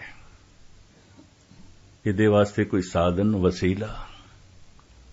ਸਾਹਿਬ ਕਹਿੰਦੇ ਨੇ ਧੁਨ ਮੇ ਧਿਆਨ, ਧਿਆਨ ਮੇ ਜਾਣਿਆ, ਗੁਰਮੁਖ ਅਕਥ ਕਹਾਣੀ। ਧੁਨ ਦੇ ਚ ਧਿਆਨ ਜੋੜਨਾ। ਉਹ ਧੁਨ ਵਾਹਿਗੁਰੂ, ਇਹ ਧੁਨ ਹੈ ਨਾ, ਇਹਦੇ ਚ ਧਿਆਨ ਜੋੜਨਾ ਹੈ। ਤੇ ਧੁਨ ਦਾ ਤੇ ਕੋਈ ਨਾ ਰੰਗ ਨਾ ਰੂਪ, ਆਵਾਜ਼ ਦਾ ਤੇ ਕੋਈ ਰੰਗ ਰੂਪ ਨਹੀਂ, ਕੋਈ ਚੱਕਰ ਚੈਨ ਨਹੀਂ ਹੈ। ਤੁਹਾਡੇ ਵਿੱਚ ਜਿਹੜੇ ਕੋਈ ਇਸ ਮਾਰਗ ਦੇ ਪਾਂਦੀ ਆਉਣਗੇ, ਥੋੜਾ ਬਹੁਤ ਕਰਦੇ ਆਉਣਗੇ, ਸ਼ਾਇਦ ਉਹਨਾਂ ਦੇ ਪੱਲੇ ਕੁਝ ਪਵੇ। ਬਾਕੀਆਂ ਲਈ ਇਹ ਸਿਲ ਅਲੋਣੀ ਚਟਣੀ ਹੈ। ਧੁਨ ਮੇ ਧਿਆਨ, ਇਕਾਗਰਤਾ ਬਖਸ਼ਣੀ। ਧੁਨ ਮੇ ਧਿਆਨ, ਧਿਆਨ ਮੇ ਜਾਣਿਆ, ਗੁਰਮੁਖ ਅਕਥ ਕਹਾਣੀ। ਧੁਨ ਦੇ ਚ ਧਿਆਨ ਜੋੜਨਾ ਹੈ, ਸ਼ਬਦ ਦੇ ਚ ਸੁਰਤ ਜੋੜਨੀ ਹੈ। ਤੇ ਧੁਨ ਦਾ ਨਾ ਕੋਈ ਰੰਗ ਨਾ ਕੋਈ ਰੂਪ, ਕਿਸ ਤਰ੍ਹਾਂ ਧਿਆਨ ਜੋੜੀਏ? ਧੁਨ ਦਾ ਨਾ ਕੋਈ ਆਕਾਰ ਨਾ ਕੋਈ ਚੱਕਰ ਚੇਨ, ਧੁਨ ਦੇ ਚ ਕਿਸ ਤਰ੍ਹਾਂ ਧਿਆਨ ਜੋੜੀਏ? ਸਾਹਿਬ ਕਹਿੰਦੇ ਧੁਨ ਨੂੰ ਸੁਣੋ। ਤੇ ਸੁਣ ਤਾਂ ਹੀ ਸਕੇਗਾ ਮਨੁੱਖ ਜੇ ਧਿਆਨ ਹੈ, ਨਹੀਂ ਤੇ ਨਹੀਂ ਸੁਣ ਸਕੇਗਾ। ਇੱਕ ਮਨੁੱਖ ਉੱਚੀ ਉੱਚੀ ਬੋਲ ਰਿਹਾ ਹੁੰਦਾ ਹੈ, ਦੂਜਾ ਸੁਣ ਰਿਹਾ ਹੁੰਦਾ ਹੈ। ਤੇ ਸੁਣਨ ਵਾਲਾ ਅਚਨਚੇਤ ਕਹਿ ਦਿੰਦਾ, ਮਿੱਤਰਾ ਇਹ ਗੱਲ ਫਿਰ ਆਖ ਮੈਂ ਨਹੀਂ ਸੁਣੀ। ਬਈ ਤੂੰ ਕਿਉਂ ਨਹੀਂ ਸੁਣੀ? ਕਹਿੰਦਾ ਮੇਰਾ ਧਿਆਨ ਕਿਸੇ ਹੋਰ ਪਾਸੇ ਚਲਾ ਗਿਆ। ਤੂੰ ਸੁਣਨਾ ਤੇ ਧਿਆਨ ਨੇ, ਔਰ ਕਿਸਨੇ ਸੁਣਨਾ? ਧਿਆਨ ਨਹੀਂ ਹੈ, ਕੋਈ ਵਾਹਿਗੁਰੂ ਵਾਹਿਗੁਰੂ ਜਪ ਰਿਹਾ ਹੈ, ਨਹੀਂ ਸੁਣਾਈ ਦੇਗਾ, ਐਵੇਂ ਜ਼ਬਾਨ ਤੇ ਹੀ ਬੋਲਦੀ ਹੈ। ਬਾਣੀ ਪੜ੍ਹ ਰਿਹਾ ਹੈ, ਅਗਰ ਉਸ ਵਿੱਚ ਧਿਆਨ ਨਹੀਂ ਤਾਂ ਸੰਬੰਧ ਨਹੀਂ ਜੁੜੇਗਾ। ਭੋਜਨ ਦੀ ਬੁਰਕੀ ਮੂੰਹ ਦੇ ਰਾਹੀਂ ਅੰਦਰ ਜਾਏਗੀ, पच के खून बनेगी, विंज बनेगी, मास बनेगी। गुरु दा मंत्र शब्द ਕੰਨਾਂ ਦੇ ਰਾਹੀਂ ਅੰਦਰ ਪ੍ਰਵੇਸ਼ ਕਰੇਗਾ, ਸਮਾਧੀ ਬਣੇਗਾ, ਆਨੰਦ ਬਣੇਗਾ, ਮਹਾਰਸ ਬਣੇਗਾ। ਸ਼ਬਦ ਮੂੰਹ ਦੇ ਰਾਹੀਂ ਅੰਦਰ ਨਹੀਂ ਜਾਏਗਾ, ਮੂੰਹ ਦੇ ਰਾਹੀਂ ਬਾਹਰ ਪ੍ਰਗਟ ਹੋਵੇਗਾ, ਕੰਨਾਂ ਰਾਹੀਂ ਅੰਦਰ ਪ੍ਰਵੇਸ਼ ਕਰੇਗਾ। ਸਰਵਨਨ ਗੋਬਿੰਦ ਗੁਣ ਸੁਣੋ ਅਰ ਗਾਓ ਰਸਨਾ ਗੀਤ। ਗੁਰੂ ਤੇਗ ਬਹਾਦਰ ਸਾਹਿਬ ਜੀ। ਜ਼ਬਾਨ ਨਾਲ ਉਚਾਰਨ ਕਰੋ, ਕੰਨ ਨਾਲ ਸੁਣੋ, ਗਾਵੀਏ ਸੁਣੀਏ मन रखिए भाव। हुण मैं अर्ज करा, ये इतना औखा काम है, इतना औखा काम है, सतगुरु नूं कहना पे आखण औखा साचा ना औखा है। ये कथा करनी, कीर्तन करना, पाठ कर लेना या ध्यान तो बिना वाहिगुरु वाहिगुरु घंटा 2 घंटा कर लेना, इतना औखा नहीं। जबान वाहिगुरु उच्चारण करे ते मन सुने, ये कम औखा है। गावीए सुनिए, जे मैं सुनिया ही नहीं तो शब्द अंदर गया ही नहीं, जे शब्द अंदर गया ही नहीं तो अंदर दी दुनिया बदलनी नहीं।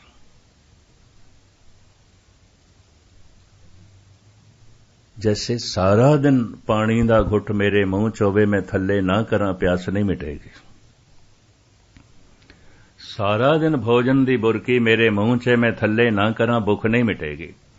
सारा दिन मैं वाहिगुरु वाहिगुरु जपदा रहां, कख भी कुछ तब्दीली नहीं होनी, कुछ भी नहीं होना। 18 घंटे पाठ करन वाले मैं पाठी देखे ने, दिल्ली दे, अमृतसर दे, पटना साहिब दे, हजूर साहिब दे। एक पाठ तो उठे दूजे ते, दूजे तो उठे तीजे ते। 18 घंटे पाठ 24 घंटे कर रहे हैं, बेचैन, परेशान, दुखी। लोभ, हंकार, वासना, झूठ, फरेब, कोई तब्दीली नहीं, कोई अंदर दी दुनिया बदली नहीं। अंदर दी दुनिया ते तां बले कोई पंक्ति अंदर जाए, अंदर जाएगी तो जरूर बदली होवेगी। किनका एक जिस जी बसावे, ताकि महिमा गनी ना आवे। जपना जबान उच्चारण करे ते मन सुने। हुण एक बुनियादी नुकता मैं थोड़े सामने रख दें, फिर खुलासा। जद मन दे च फुरना पैदा हुंदा है ना बोलण दा, पवन नाभि नाल टकरांदी है, नाफ नाभि, इत्थों फिर आवाज उठदी है, धुन उठदी है। इस वास्ते सारे भारत दे च नाभि नूं धुनी कहंदे ने। धुनी, धुनी तो मुराद जिथों धुन उठदी है, आवाज उठदी है। बुनियादी नुकता आप जी दे सामने रख रहे हैं, ध्यान नाल सुनना। नाभि नूं धुनी क्यों कह दिता? धुन इत्थों ही उठदी है।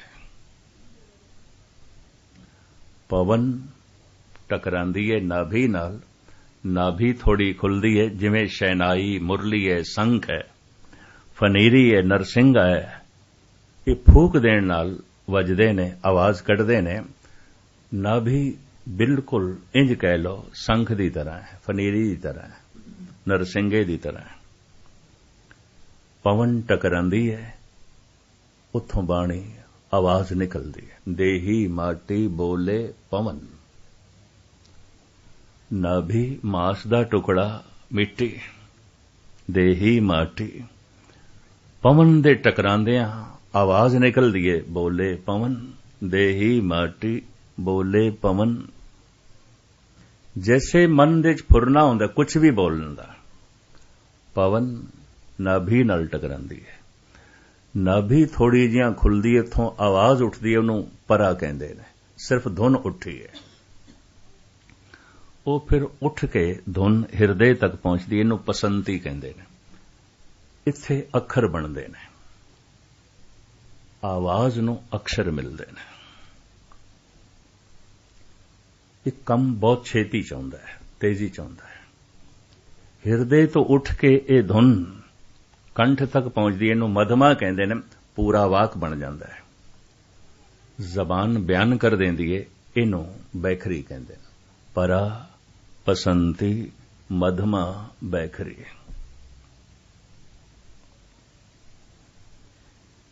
इस वास्ते साहिब कहंदे ने ਇਹ ਜੋ ਜੀ ਹੋਏ ਸੋ ਉਗਵੇ ਮੌਕਾ ਕੇ ਆਵਾਓ। ਜਿਹੜਾ ਬੰਦਾ ਇੰਜ ਕਹਿ ਦਿੰਦਾ ਵੀ ਮਿੱਤਰਾ ਬੁਰਾ ਨਾ ਮਨਾਈ, ਐਵੇਂ ਮੇਰੇ ਮੂੰਹੋਂ ਨਿਕਲ ਗਿਆ, ਮੇਰੇ ਅੰਦਰ ਨਹੀਂ ਸੀ। ਗੁਰੂ ਨਾਨਕ ਕਹਿੰਦੇ ਨੇ ਅੰਦਰ ਨਹੀਂ ਸੀ ਤਾਂ ਮੂੰਹੋਂ ਨਿਕਲ ਵੀ ਨਹੀਂ ਸਕਦਾ। ਉੱਠਦੀ ਤੇ ਧੁਨ ਨਾਭੀ ਤੋਂ ਹੈ, ਹਿਰਦੇ ਤੱਕ ਪਹੁੰਚਦੀ ਹੈ, ਕੰਠ ਤੱਕ ਪਹੁੰਚਦੀ ਹੈ, ਜ਼ਬਾਨ ਬਿਆਨ ਕਰਦੀ ਹੈ। ਪਰਾ ਬਸੰਤੀ ਮਧਮਾ ਬੈਖਰੀ। ਜਦ ਵੀ ਬੋਲਣ ਦਾ ਮਨ ਵਿੱਚ ਫੁਰਨਾ ਹੁੰਦਾ, ਕੁਝ ਵੀ ਬੋਲੀਏ, ਪਵਨ ਨਾਭੀ ਨਾਲ ਟਕਰਾਂਦੀ ਹੈ, ਨਾਭੀ ਥੋੜੀ ਜਿਹੀ ਖੁੱਲਦੀ ਹੈ, ਆਵਾਜ਼ ਉੱਠਦੀ ਹੈ, ਜਿਵੇਂ ਸ਼ਹਿਨਾਈ ਫੂਕਣ ਨਾਲ ਵੱਜਦੀ ਹੈ। ਹਿਰਦੇ ਤੱਕ ਪਹੁੰਚ ਕੇ ਅਕਸ਼ਰ ਮਿਲਦੇ ਨੇ, ਕੰਠ ਤੱਕ ਪਹੁੰਚ ਕੇ ਪੂਰਾ ਵਾਕ ਬਣ ਜਾਂਦਾ ਹੈ, ਜ਼ਬਾਨ ਬਿਆਨ ਕਰ ਦਿੰਦੀ ਹੈ। ਹੁਣ ਜ਼ਬਾਨ ਨੇ ਜਿਹੜੀ ਧੁਨ ਬਾਹਰ ਪ੍ਰਗਟ ਕੀਤੀ ਹੈ, ਇਹਨੂੰ ਸੁਣਨਾ ਹੈ, ਇਸੇ ਧੁਨ ਨੂੰ ਵਾਪਸ ਲੈ ਜਾਣਾ ਹੈ ਧੁਨੀ ਤੱਕ, ਤਾਂ ਕਿ ਨਾਭੀ ਪੂਰੀ ਖੁੱਲੇ। ਹੁਣ ਇਹ ਜਿਹੜੀ ਧੁਨ ਬਾਹਰ ਪ੍ਰਗਟ ਹੋਈ ਹੈ, ਇਹਨੂੰ ਅੰਦਰ ਲੈ ਜਾਈਏ ਤਾਂ ਕੰਨਾਂ ਦੇ ਰਾਹੀਂ ਅੰਦਰ ਜਾਏਗੀ। ਗਾਵੀਏ ਸੁਣੀਏ ਮਨ ਰੱਖੀਏ ਭਾਵ। ਇਹ ਇਤਨਾ ਔਖਾ ਕੰਮ ਹੈ, ਕਰਕੇ ਦੇਖਣਾ ਨਹੀਂ ਕਰ ਸਕੋਗੇ। ਇਸੇ ਨੂੰ ਮੇਰੇ ਪਾਤਸ਼ਾਹ ਨੇ ਕਿਹਾ, ਆਖਣ ਔਖਾ ਸਾਚਾ ਨਾ। ਬਾਕੀ ਜਿਹੜਾ ਕੰਮ ਆਉਂਦਾ ਹੈ ਤੇ ਬੱਚੇ ਵੀ ਕਰ ਸਕਦੇ ਨੇ। ਲੋਗਨ ਆਰਾਮ ਖਿਲਾਉਣਾ ਜਾਣਾ, ਖਿਡੌਣਿਆਂ ਦੀ ਖੇਡ ਹੈ। ਠੀਕ ਹੈ, ਖਿਡੌਣਿਆਂ ਦੀ ਖੇਡ ਵੀ ਚਾਹੀਦੀ ਬੱਚੇ ਨੂੰ, ਪਰ ਕੋਈ ਸਾਰੀ ਜ਼ਿੰਦਗੀ ਬੱਚਾ ਰਹਿ ਜਾਏ, ਬੋਨਾ ਰਹਿ ਜਾਏ, ਸਰੀਰ ਦਾ ਵਿਕਾਸ ਹੀ ਨਾ ਹੋਏ। ਠੀਕ ਹੈ, ਸ਼ਰ੍ਹਾ ਵੀ ਚਾਹੀਦੀ, ਕਰਮ ਕਾਂਡ ਵੀ ਚਾਹੀਦਾ, ਪਰ ਸਾਰੀ ਜ਼ਿੰਦਗੀ ਕਰਮ ਕਾਂਡ 'ਚ ਹੀ ਫਸਿਆ ਹੋਇਆ ਹੈ। ਇਹ ਤੇ ਬੋਨਾ ਰਹਿ ਗਿਆ, ਇਹ ਤੇ ਉੱਚਾ ਨਹੀਂ ਉੱਠਿਆ। ਧਾਰਮਿਕ ਜਗਤ ਵਿੱਚ ਤੁਸੀਂ ਦੇਖੋਗੇ, ਕੋਈ ਇੱਕ ਕਦ ਉੱਚਾ ਉੱਠਦਾ ਹੈ, ਸਾਰੀ ਜ਼ਿੰਦਗੀ ਲੋਕਾਂ ਦੀ ਕਰਮ ਕਾਂਡ 'ਚ ਹੀ ਰਹਿ ਜਾਂਦੀ। ਬੋਨੇ ਦੇ ਬੋਨੇ ਮਹਾਨ ਨਹੀਂ ਹੁੰਦੇ। ਇਹ ਕੰਮ ਬੜਾ ਔਖਾ ਹੈ। ਜ਼ਬਾਨ ਨੇ ਜਿਸ ਧੁਨ ਨੂੰ ਬਾਹਰ ਪ੍ਰਗਟ ਕੀਤਾ ਹੈ, ਹੁਣ ਇਸ ਧੁਨ ਨੂੰ ਅੰਦਰ ਲੈ ਜਾਣਾ, ਇਸੇ ਧੁਨ ਦੇ ਵਿੱਚ ਧਿਆਨ ਜੋੜਨਾ, ਸੁਣਨਾ। ਧੁਨ ਮੇਂ ਧਿਆਨ, ਧਿਆਨ में जानिया गुरमुख अकथ कहानी। वाहिगुरु वाहिगुरु जो रसना उच्चारण कर रही है, इनू मन सुने। अगर ये धुने वापस कंठ तक आ गई है, ऐसे मनुख दी जबान नूं वाहिगुरु आखदियां रस आण लग पएगा। ऐसे मनुख बारे गुरबाणी कहंदी है, परमात्मा भावें हिरदे च नहीं वसिया, पर इहदी रसना ते वस गए। प्रभ जी बसे साध की रसना, नानक जन का दासन दसना। इहदी जबान ते वस गए, ते जिहदी जबान ते वस गए, भोजन दी बुरकी जबान ते रख दईए, रस्ते आउंदा है, भावें कंठ तो थल्ले नहीं गई, भावें अजे भुख नहीं मिटेगी, स्वाद आ गया पहले। जबान ते धुन वस गई है, कंठ तक गहरी चली गई है। इनू इंज कहंदे ने, इहदी रसना ते प्रभु वस गया। क्यों? ये वाहिगुरु आखदा है, आखदे इस नूं रस मिलण लग पिया। ये बाणी हुण पढ़दा नहीं, जपदा है। बाणी जपना की है? जबान उच्चारण करे, मन सुने। पढ़न दा लाभ है, बाणी कंठ हो सकदी है, अर्थ बोध दा पता चल सकदा है, किहड़े पातशाह दी बाणी है, लेकिन पढ़न लग्या ध्यान बाहर होवेगा, बाणी अंदर नहीं जाएगी।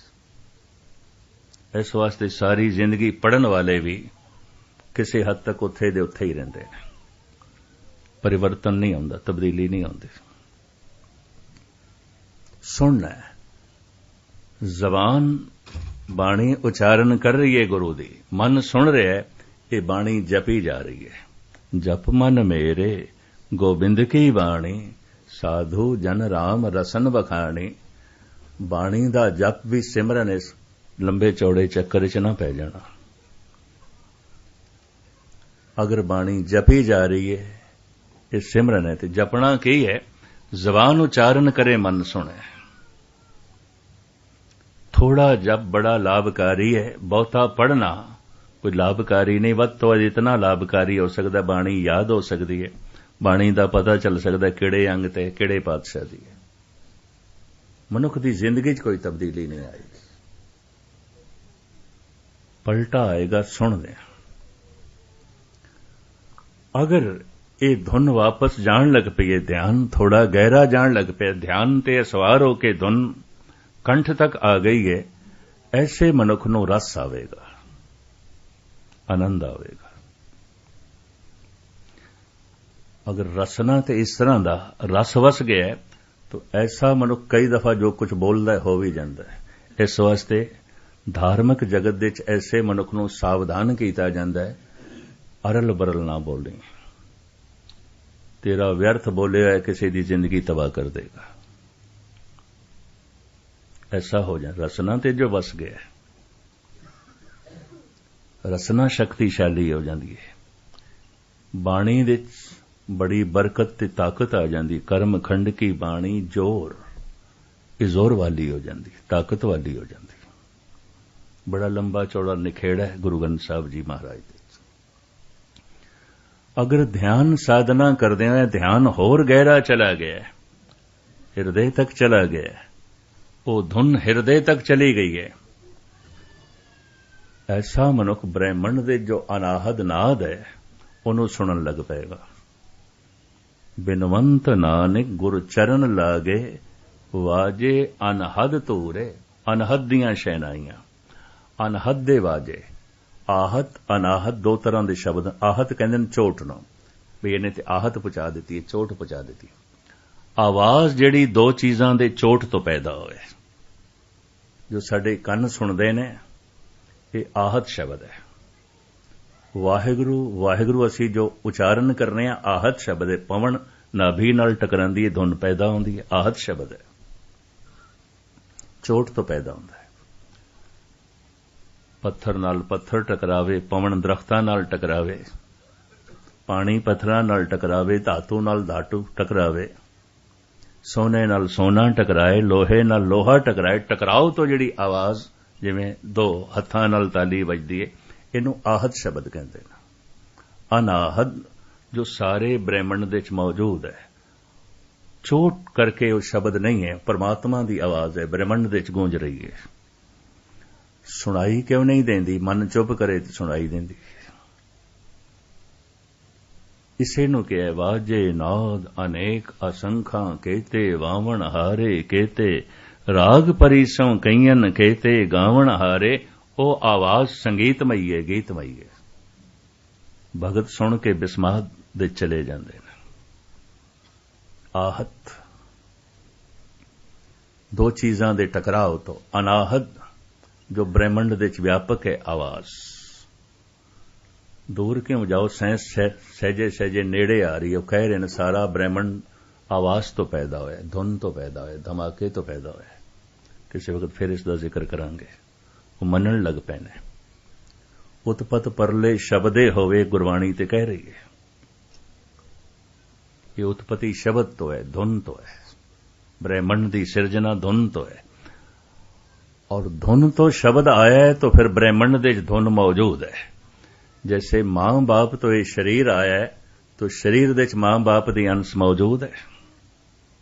महाराज कहते ने पुरख में नार, नार में पुरखा, बूझो ब्रह्म ज्ञानी। रामकली मल्ला पहला। पुरुष दे अंदर स्त्री है, स्त्री दे अंदर पुरुष है। मां बाप तो शरीर आया, दोवां दी अंश शरीर दे मौजूद है। पुरुष इस वास्ते पुरुष है, पिता दी अंश ज्यादा है, मां दी घट है। स्त्री इस वास्ते स्त्री है, मां दी अंश ज्यादा है, पिता दी घट है। मात्रा दा भेद, इहनूं कहंदे ने मात्रा दा भेद। ये मात्रा कई दफा प्राकृतिक नियम के मुताबिक घट वध जाती है। बेशतर पुरुष स्त्री होंदे देखे गए ने, स्त्री पुरुष होंदी देखी गई है। चक्र चेन बदलते देखे गए। और ऐसे घर हम बहुत बसाए, जब हम राम गर्भ होया है। कबीर कहते ने इस तरह के घर में कई वसाए ने। कईयां दा प्यो बनिया, कईयां दा पुत्र बनिया, कईयां दा पति बनिया, कईयां दी पत्नी बनिया। हैरानगी होवेगी ये की आख रहे ने।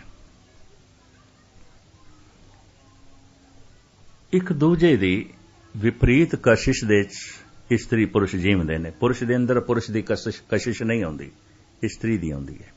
ਇਸਤਰੀ ਦੇ ਅੰਦਰ ਇਸਤਰੀ ਦੀ ਕਸ਼ਿਸ਼ ਨਹੀਂ ਆਉਂਦੀ, ਪੁਰਸ਼ ਦੀ ਆਉਂਦੀ ਹੈ। ਇਹ ਪੁਰਸ਼ ਚਾਹੇ ਪਿਤਾ ਹੈ, ਭਰਾ ਹੈ, ਪਤੀ ਹੈ, ਚਾਹੇ ਪੁੱਤਰ ਹੈ, ਨਾਰੀ ਦੇ ਅੰਦਰ ਕਸ਼ਿਸ਼ ਪੁਰਸ਼ ਦੀ ਆਉਂਦੀ ਹੈ। ਪੁਰਸ਼ ਦੇ ਅੰਦਰ ਕਸ਼ਿਸ਼ ਨਾਰੀ ਦੀ ਆਉਂਦੀ ਹੈ। ਨਾਰੀ ਚਾਹੇ ਮਾਂ ਹੈ, ਪਤਨੀ ਹੈ, ਭੈਣ ਹੈ ਜਾਂ ਲੜਕੀ ਹੈ, ਧੀ ਹੈ। ਬਾਲ ਕਨਿਆ ਕੋ ਜੈਸੇ ਬਾਪ ਪਿਆਰਾ, ਭਾਈ ਕੋ ਅਤ ਭਾਈ। ਗੁਰੂ ਨਾਨਕ ਦੇਵ ਜੀ ਮਹਾਰਾਜ ਕਹਿੰਦੇ ਨੇ, ਮਾਸੂਮ ਕਨਿਆ ਨੂੰ ਪਿਤਾ ਚੰਗਾ ਲੱਗਦਾ ਹੈ, ਪਿਓ ਚੰਗਾ ਲੱਗਦਾ ਹੈ। ਵਿਪਰੀਤ ਦੀ ਕਸ਼ਿਸ਼ ਉਹ ਮਾਂ ਦੀ ਤਰਫ ਇਤਨੀ ਨਹੀਂ ਲਪਕਦੀ, ਪਿਓ ਦੀ ਤਰਫ ਲਪਕਦੀ ਹੈ। ਬਾਲ ਕਨਿਆ को जैसे बाप प्यारा, भाई को अत भाई। खैर मुख्तसर में अर्ज करा, विपरीत दी कशिश है, खिच विपरीत दी है। और विपरीत दी जे कशिश है तो धार्मिक ज्ञान कहता है पुरुष मर के अक्सर अगला जो जन्म प्राप्त करेगा नारी दा, नारी मर के अगला जन्म पुरुष दा प्राप्त करेगी। अगर कोई पुरुष सही ढंग नाल जीवे है, ढंग नाल जीवे है, बिरध होंदे आउंदे उंज नारी जैसा हो जाता है, ਉਹਦੇ ਸੁਭਾਅ ਵਿੱਚ ਕੋਮਲਤਾ ਆ ਜਾਂਦੀ ਹੈ, ਬਰਦਾਸ਼ਤ ਦਾ ਮਾਦਾ ਆ ਜਾਂਦਾ ਹੈ। ਅਗਰ ਇੱਕ ਇਸਤਰੀ ਢੰਗ ਨਾਲ ਜੀਵੀ ਹੈ, ਸਹੀ ਢੰਗ ਨਾਲ ਜੀਵੀ ਹੈ, ਬਿਰਧ ਹੁੰਦੇ ਆਉਂਦੇ ਪੁਰਸ਼ ਜੈਸੀ ਹੋ ਜਾਂਦੀ ਹੈ, ਪਕੜ ਜਕੜ ਵੱਧ ਜਾਂਦੀ ਹੈ, ਸੁਭਾਅ ਵਿੱਚ ਸਖਤੀ ਆ ਜਾਂਦੀ ਹੈ, ਬੋਲਾਂ ਵਿੱਚ ਕਠੋਰਤਾ ਵੀ ਆ ਜਾਂਦੀ ਹੈ। ਮਨੋਵਿਗਿਆਨ ਐਸਾ ਕਹਿੰਦਾ, ਧਾਰਮਿਕ ਗਿਆਨ ਵੀ ਇਹ ਕਹਿ ਰਿਹਾ, ਪੁਰਖ ਮੇਂ ਨਾਰ, ਨਾਰ ਮੇਂ ਪੁਰਖਾ, ਬੂਝੋ ਬ੍ਰਹਮ ਗਿਆਨੀ। ਮਾਂ ਬਾਪ ਤੋਂ ਸ਼ਰੀਰ ਆਇਆ, ਦੋਹਾਂ ਦੀ ਅੰਸ਼ ਮੌਜੂਦ ਹੈ। ਆਵਾਜ਼ ਤੋਂ ਸ਼ਬਦ ਤੋਂ ਇਹ ਸਾਰਾ ਬ੍ਰਹਿਮੰਡ ਆਇਆ ਹੈ, ਬ੍ਰਹਿਮੰਡ ਦੇ ਸ਼ਬਦ ਮੌਜੂਦ ਹੈ, ਵਿਆਪਕ ਹੈ। ਉਹ ਸ਼ਬਦ ਅਨਾਹਦ ਹੈ, ਚੋਟ ਨਾਲ ਨਹੀਂ ਹੈ, ਵਿਆਪਕ ਹੈ ਬ੍ਰਹਿਮੰਡ ਦੇ ਵਿੱਚ। ਉਹ ਸੰਗੀਤਮਈ ਹੈ, ਗੀਤਮਈ ਹੈ। ਧਿਆਨ ਹਿਰਦੇ ਤੱਕ ਪਹੁੰਚਦੇ ਹਾਂ, ਵਾਹਿਗੁਰੂ ਦੀ ਧੁਨ ਹਿਰਦੇ ਤੱਕ ਪਹੁੰਚਦੇ ਹਾਂ, ਮਨੁੱਖ ਇਸ ਅਨਾਹਦ ਨਾਦ ਨੂੰ ਸੁਣਦਾ ਹੈ। ਵਾਜੇ ਨਾਦ ਅਨੇਕ ਅਨਸੰਖਾਂ, ਇਸੇ ਨੂੰ ਅਨਹਦ ਵਾਜਾ ਕਹੇ। ਚੇਤ ਅਚੇਤ ਮੂੜ ਮਨ ਮੇਰੇ, ਬਾਜੇ ਅਨਹਦ ਬਾਜਾ। ਭਗਤ ਕਬੀਰ। ਹਰ ਦੂਜੇ ਤੀਜੇ ਸ਼ਬਦ ਵਿੱਚ ਅਨਾਹਦ ਨਾਦ ਦਾ ਜ਼ਿਕਰ ਹੈ। ਬਿਨਵੰਤ ਨਾਨਕ ਗੁਰ ਚਰਨ ਲਾਗੇ, ਵਾਜੇ ਅਨਹਦ ਤੂਰ ਹੈ। ਅਨਾਹਦ ਦੇ ਵਾਜੇ, ਅਨਹਦ ਦੇ ਵਾਜੇ। ਲੇਕਿਨ ਅਜੇ ਜਪ ਜਾਰੀ ਹੈ, ਵਾਹਿਗੁਰੂ ਉਚਾਰਨ ਹੋ ਰਿਹਾ ਹੈ, ਇਹਨੂੰ ਸੁਣ ਰਿਹਾ ਹੈ। ਸੁਣਨਾ ਇਤਨਾ ਗਹਿਰਾ ਹੈ ਕਿ ਆਵਾਜ਼ ਉਹ ਧੁਨ ਹਿਰਦੇ ਤੱਕ ਚਲੀ ਗਈ ਹੈ। ਪ੍ਰੇਮ ਦਾ ਜਗਤ, ਭਾਵਨਾ ਦਾ ਜਗਤ, ਔਰ ਐਸਾ ਮਨੁੱਖ ਅਨਾਹਦ ਨਾਦ ਸੁਣਦਾ ਹੈ। ਲੇਕਿਨ ਇਹ ਧੁਨ ਧੁਨੀ ਤੱਕ ਜਾਵੇ। ਜਿਸ ਨਾਭੀ ਤੋਂ ਧੁਨ ਉੱਠੀ ਸੀ, ਨਾਭੀ ਨੂੰ ਧੁਨੀ ਕਹਿੰਦੇ ਨੇ। ਆਵਾਜ਼ ਉੱਥੋਂ ਉੱਠਦੀ ਹੈ, ਹਿਰਦੇ ਤੱਕ ਪਹੁੰਚਦੀ ਹੈ, ਕੰਠ ਤੱਕ ਪਹੁੰਚਦੀ ਹੈ, ਜ਼ਬਾਨ ਬਿਆਨ ਕਰ ਦਿੰਦੀ ਹੈ। ਇਹੀ ਧੁਨੀ ਵਾਪਸ ਜਾ ਕੇ ਧੁਨੀ ਨਾਲ ਟਕਰਾਵੇ, ਹੋਰ ਗਹਿਰੀ ਚਲੀ ਗਈ ਹੈ। ਇਹ ਧੁਨ ਨਾਭੀ ਨਾਲ ਟਕਰਾਈ ਹੈ, ਨਾਭੀ ਪੂਰੀ ਖੁੱਲ ਜਾਂਦੀ ਹੈ, ਜ਼ਬਾਨ ਬੰਦ ਹੋ ਜਾਂਦੀ ਹੈ। ਜ਼ਬਾਨ ਵਾਹਿਗੁਰੂ ਵਾਹਿਗੁਰੂ ਨਹੀਂ ਕਰੇਗੀ। ਹੁਣ ਇੱਕ ਸ਼ਬਦ ਮੇਰੇ ਪ੍ਰਾਣ ਬਸਤ ਹੈ, ਬਹੁੜ ਜਨਮ ਨਾ। ਐਸਾ ਮਨੁੱਖ ਸਮਾਧੀ ਲੀਨ ਹੋ ਜਾਂਦਾ ਹੈ। ਐਸੇ ਮਨੁੱਖ ਨੂੰ ਕਹਿੰਦੇ ਨੇ ਕਪਾਟ ਖੁੱਲ ਗਏ, ਨਾਭੀ ਖੁੱਲ ਗਈ। ਆਜ ਕਾਲ ਖੁੱਲੇ ਤੇਰੀ ਗਾਂਠੜੀ। ਇਹ ਗੰਢ, ਇਹ ਨਾਭੀ ਦੋ ਘਟਨਾਵਾਂ ਨਾਲ ਖੁੱਲਦੀ ਹੈ। ਇੱਕ ਅੰਤਿਮ ਸਮੇਂ, ਮੌਤ ਦੇ ਸਮੇਂ ਖੁੱਲਦੀ ਹੈ। ਆਖਰੀ ਪ੍ਰਾਣ ਜਦ ਨਿਕਲਦਾ ਹੈ, ਆਖਰੀ ਪ੍ਰਾਣ ਆਯੁਰਵੇਦ ਆਚਾਰੀਆ ਤੇ ਧਰਮ ਗ੍ਰੰਥ ਨਾਭੀ ਦੇ ਚ ਮੰਨਦੇ ਨੇ। ਆਖਰੀ ਪ੍ਰਾਣ, ਹੱਥਾਂ ਚੋਂ ਪ੍ਰਾਣ ਨਿਕਲ ਗਏ, ਹੱਥ ਸੁੰਨ ਹੋ ਗਏ, ਪੈਰ ਸੁੰਨ ਹੋ ਗਏ, ਜ਼ਬਾਨ ਸੁੰਨ ਹੋ ਗਈ ਹੈ, ਨਹੀਂ ਬੋਲ ਸਕਦਾ, ਅੱਖਾਂ ਸੁੰਨ ਹੋ ਗਈਆਂ, ਨਹੀਂ ਦੇਖ ਸਕਦਾ, ਪਰ ਮਰਿਆ ਨਹੀਂ ਅਜੇ। ਆਖਰੀ ਪ੍ਰਾਣ ਨਾਭੀ ਚ। ਤੇ ਆਖਰੀ ਪ੍ਰਾਣ ਰੁਖਸਤ ਹੋ ਰਿਹਾ ਹੈ। ਪਹਿਚਾਣ ਕਿਸ ਤਰ੍ਹਾਂ ਹੁੰਦੀ ਹੈ? ਗੁਰੂ ਅਰਜਨ ਦੇਵ ਜੀ ਮਹਾਰਾਜ ਕਹਿੰਦੇ ਨੇ ਉਸ ਦੀ ਹਾਲਤ ਇਹ ਹੁੰਦੀ ਹੈ, ਹੱਥ ਮਰੋੜੇ, ਤਨ ਕਪੇ, ਸਿਆਊ ਹੋਆ ਸੇਤ। ਇੰਜ ਮੁੱਠੀਆਂ ਬੰਦ ਕਰੇ ਤੇ ਦੰਦ ਵੱਜਣ, ਕੰਬਣੀ ਛਿੜੇ, ਸਮਝ ਲਓ ਆਖਰੀ ਪ੍ਰਾਣ ਜਾ ਰਿਹਾ ਹੈ। ਇਹ ਆਖਰੀ ਪ੍ਰਾਣ ਨਾਭੀ ਚ ਜਾਂਦਾ ਹੈ, ਨਾਭੀ ਪੂਰੀ ਖੁੱਲ ਜਾਂਦੀ ਹੈ। ਇੱਕ ਮੌਤ ਦੀ ਚੋਟ ਨਾਲ ਆਖਰੀ ਪ੍ਰਾਣ ਜਦ ਨਿਕਲਦਾ ਹੈ, ਇਹ ਨਾਭੀ ਖੁੱਲਦੀ ਹੈ। ਇੱਕ ਧੁਨ ਦੀ ਚੋਟ ਨਾਲ ਵਾਹਿਗੁਰੂ ਵਾਹਿਗੁਰੂ ਜੋ ਜਪ ਰਿਹਾ ਹੈ, ਇਹ ਨਾਦ, ਇਹ ਆਵਾਜ਼ ਜੇ ਧੁਨੀ ਨਾਲ ਟਕਰਾ ਗਈ, ਇਹ ਧੁਨੀ ਪੂਰੀ ਖੁੱਲ ਜਾਏਗੀ, ਜ਼ਬਾਨ ਤੇ ਬੰਦ ਹੋ ਜਾਏਗੀ। ਐਸਾ ਮਨੁੱਖ ਵਾਹਿਗੁਰੂ ਵਾਹਿਗੁਰੂ ਨਹੀਂ ਜਪੇਗਾ। ਐਸਾ ਮਨੁੱਖ ਵਾਹਿਗੁਰੂ ਦਾ ਰੂਪ ਹੋ ਜਾਂਦਾ ਹੈ। ਵਾਹਿਗੁਰੂ ਉਸ ਦੇ ਅੰਦਰ ਚੱਲਦਾ ਹੈ, ਉਹ ਵਾਹਿਗੁਰੂ ਦੇ ਜੀਣ ਲੱਗ ਪੈਂਦਾ ਹੈ। ਲੇਕਿਨ ਜਿਸ ਵਕਤ ਇਹ ਨਾਭੀ ਪੂਰੀ ਖੁੱਲਦੀ ਹੈ, ਹਾਲਾਤ ਉਸ ਦੇ ਵੀ ਉਹੀ ਹੁੰਦੇ ਨੇ।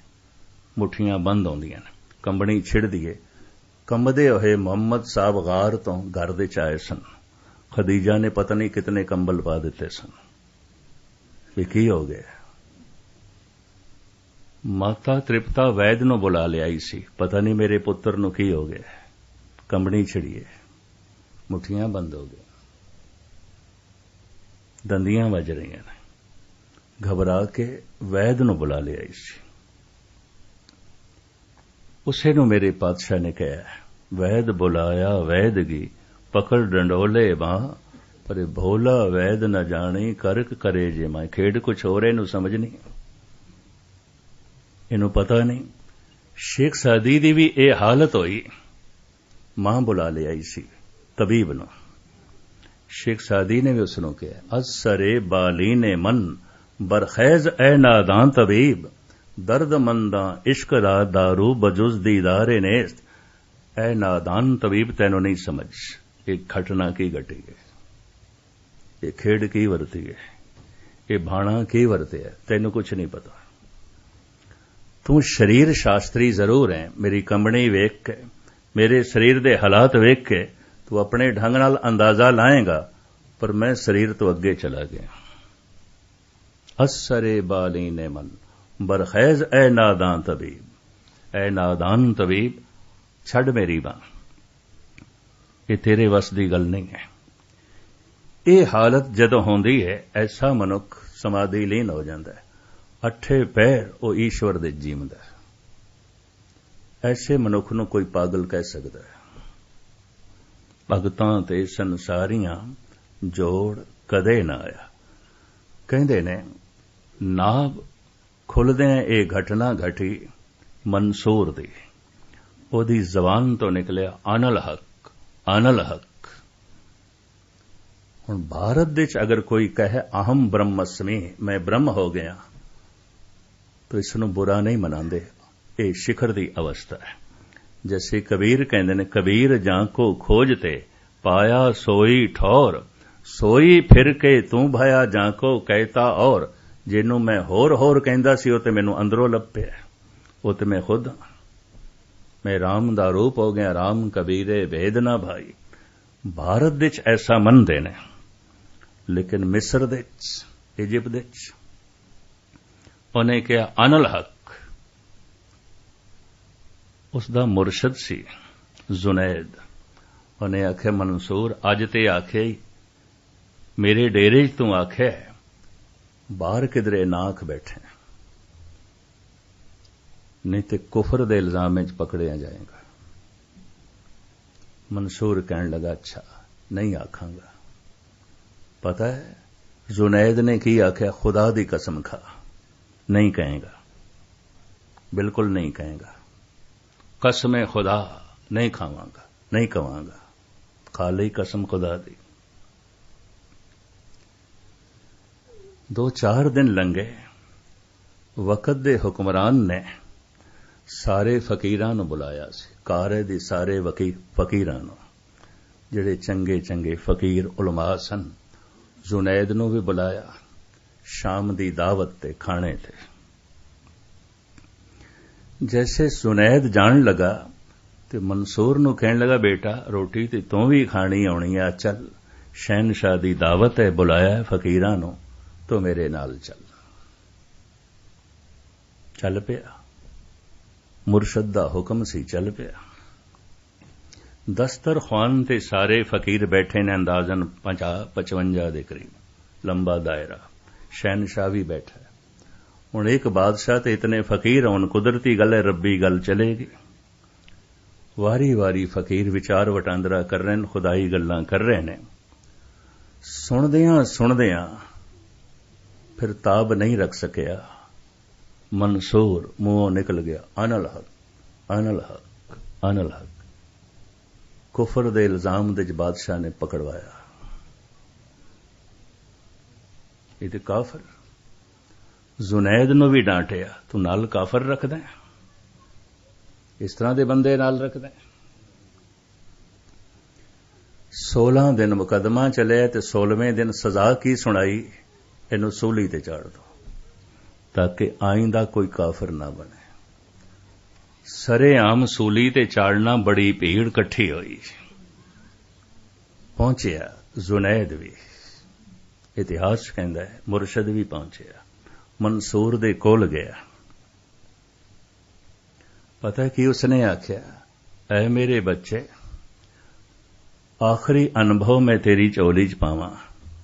ਪਾਗਲਾਂ ਦੀ ਭੀੜ ਦੇ 'ਚ ਇਤਨਾ ਸਿਆਣਾ ਹੋ ਜਾਣਾ ਵੀ ਪਾਗਲਪਨ ਹੈ, ਪਾਗਲਪਨ ਹੈ।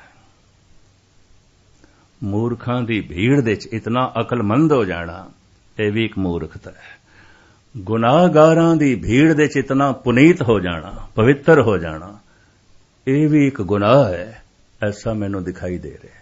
ਪਾਗਲਾਂ ਦੀ ਇਤਨੀ ਵੱਡੀ ਭੀੜ, ਤੂੰ ਕੱਲਾ, ਮੈਂ ਨਹੀਂ ਬਚਾ ਸਕਦਾ ਤੈਨੂੰ, ਮੈਂ ਨਹੀਂ ਬਚਾ ਸਕਦਾ।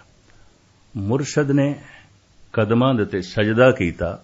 ਮੈਂ ਤੈਨੂੰ ਦੱਸਿਆ, ਤੂੰ ਸੁਣ ਕੇ ਪਹੁੰਚ ਗਿਆ, ਪਰ ਮੈਂ ਦੱਸਣ ਵਾਲਾ ਜੇ ਰਸਤੇ 'ਚ ਨਹੀਂ ਪਹੁੰਚਿਆ। ਮੈਂ ਤੇਰੇ ਕਦਮਾਂ ਤੇ ਸਜਦਾ ਕਰਦਾ। ਤੇਰੇ ਅੰਦਰ ਰੱਬ ਬੋਲਦਾ, ਤੂੰ ਰੱਬ ਨੂੰ ਸੁਣਦਾ। ਤੂੰ ਸਰੀਰ ਤੋਂ ਉੱਚਾ ਉੱਠ ਗਿਆ, ਇਹ ਜਗਤ ਨੂੰ ਨਹੀਂ ਪਤਾ। ਭਾਵੇਂ ਤੇਰੇ ਸਰੀਰ ਦੇ ਟੁਕੜੇ ਕਰਨਗੇ, ਤੂੰ ਤੇ ਸਰੀਰ ਤੋਂ ਉੱਚਾ ਹੈ, ਪਰ ਇਹ ਜਗਤ ਨੂੰ ਕੁਝ ਨਹੀਂ ਪਤਾ। ਪਾਗਲਾਂ ਦੀ ਭੀੜ ਹੈ। ਮੁਖਤਸਰ ਮੈਂ ਅਰਜ਼ ਕਰਾਂ, ਅਨਲ ਹਕ, ਉਸਨੇ ਐਸੀ ਆਵਾਜ਼ ਸੁਣੀ, ਅਹਮ ਬ੍ਰਹਮਸਮੀ, ਕੋਈ ਇਸ ਤਰ੍ਹਾਂ ਸੁਣਦੇ ਨੇ। ਗੁਰੂ ਅਰਜਨ ਦੇਵ ਜੀ ਮਹਾਰਾਜ ਕਹਿੰਦੇ ਨੇ, ਏਕ ਸ਼ਬਦ ਮੇਰੇ ਪ੍ਰਾਣ ਬਸਤ ਹੈ, ਸੁਣ ਰਹੇ ਹਾਂ, ਪ੍ਰਾਣਾਂ ਚੱਲ ਰਿਹਾ। ਬਹੁੜ ਜਨਮ ਨਾਮ, ਇਹ ਆਵਾਜ਼ ਪਰਮਾਤਮਾ ਦੀ ਹੁੰਦੀ ਹੈ, ਵਿਆਪਕ ਹੈ। ਧਿਆਨ ਕਿੱਥੇ ਜੋੜਨਾ ਹੈ, ਮੈਂ ਫਿਰ ਦੁਹਰਾਵਾਂ ਤੇ ਸਮਾਪਤੀ ਕਰਾਂ। ਧੁਨ ਮੇ ਧਿਆਨ, ਧਿਆਨ ਮੇ ਜਾਣਿਆ।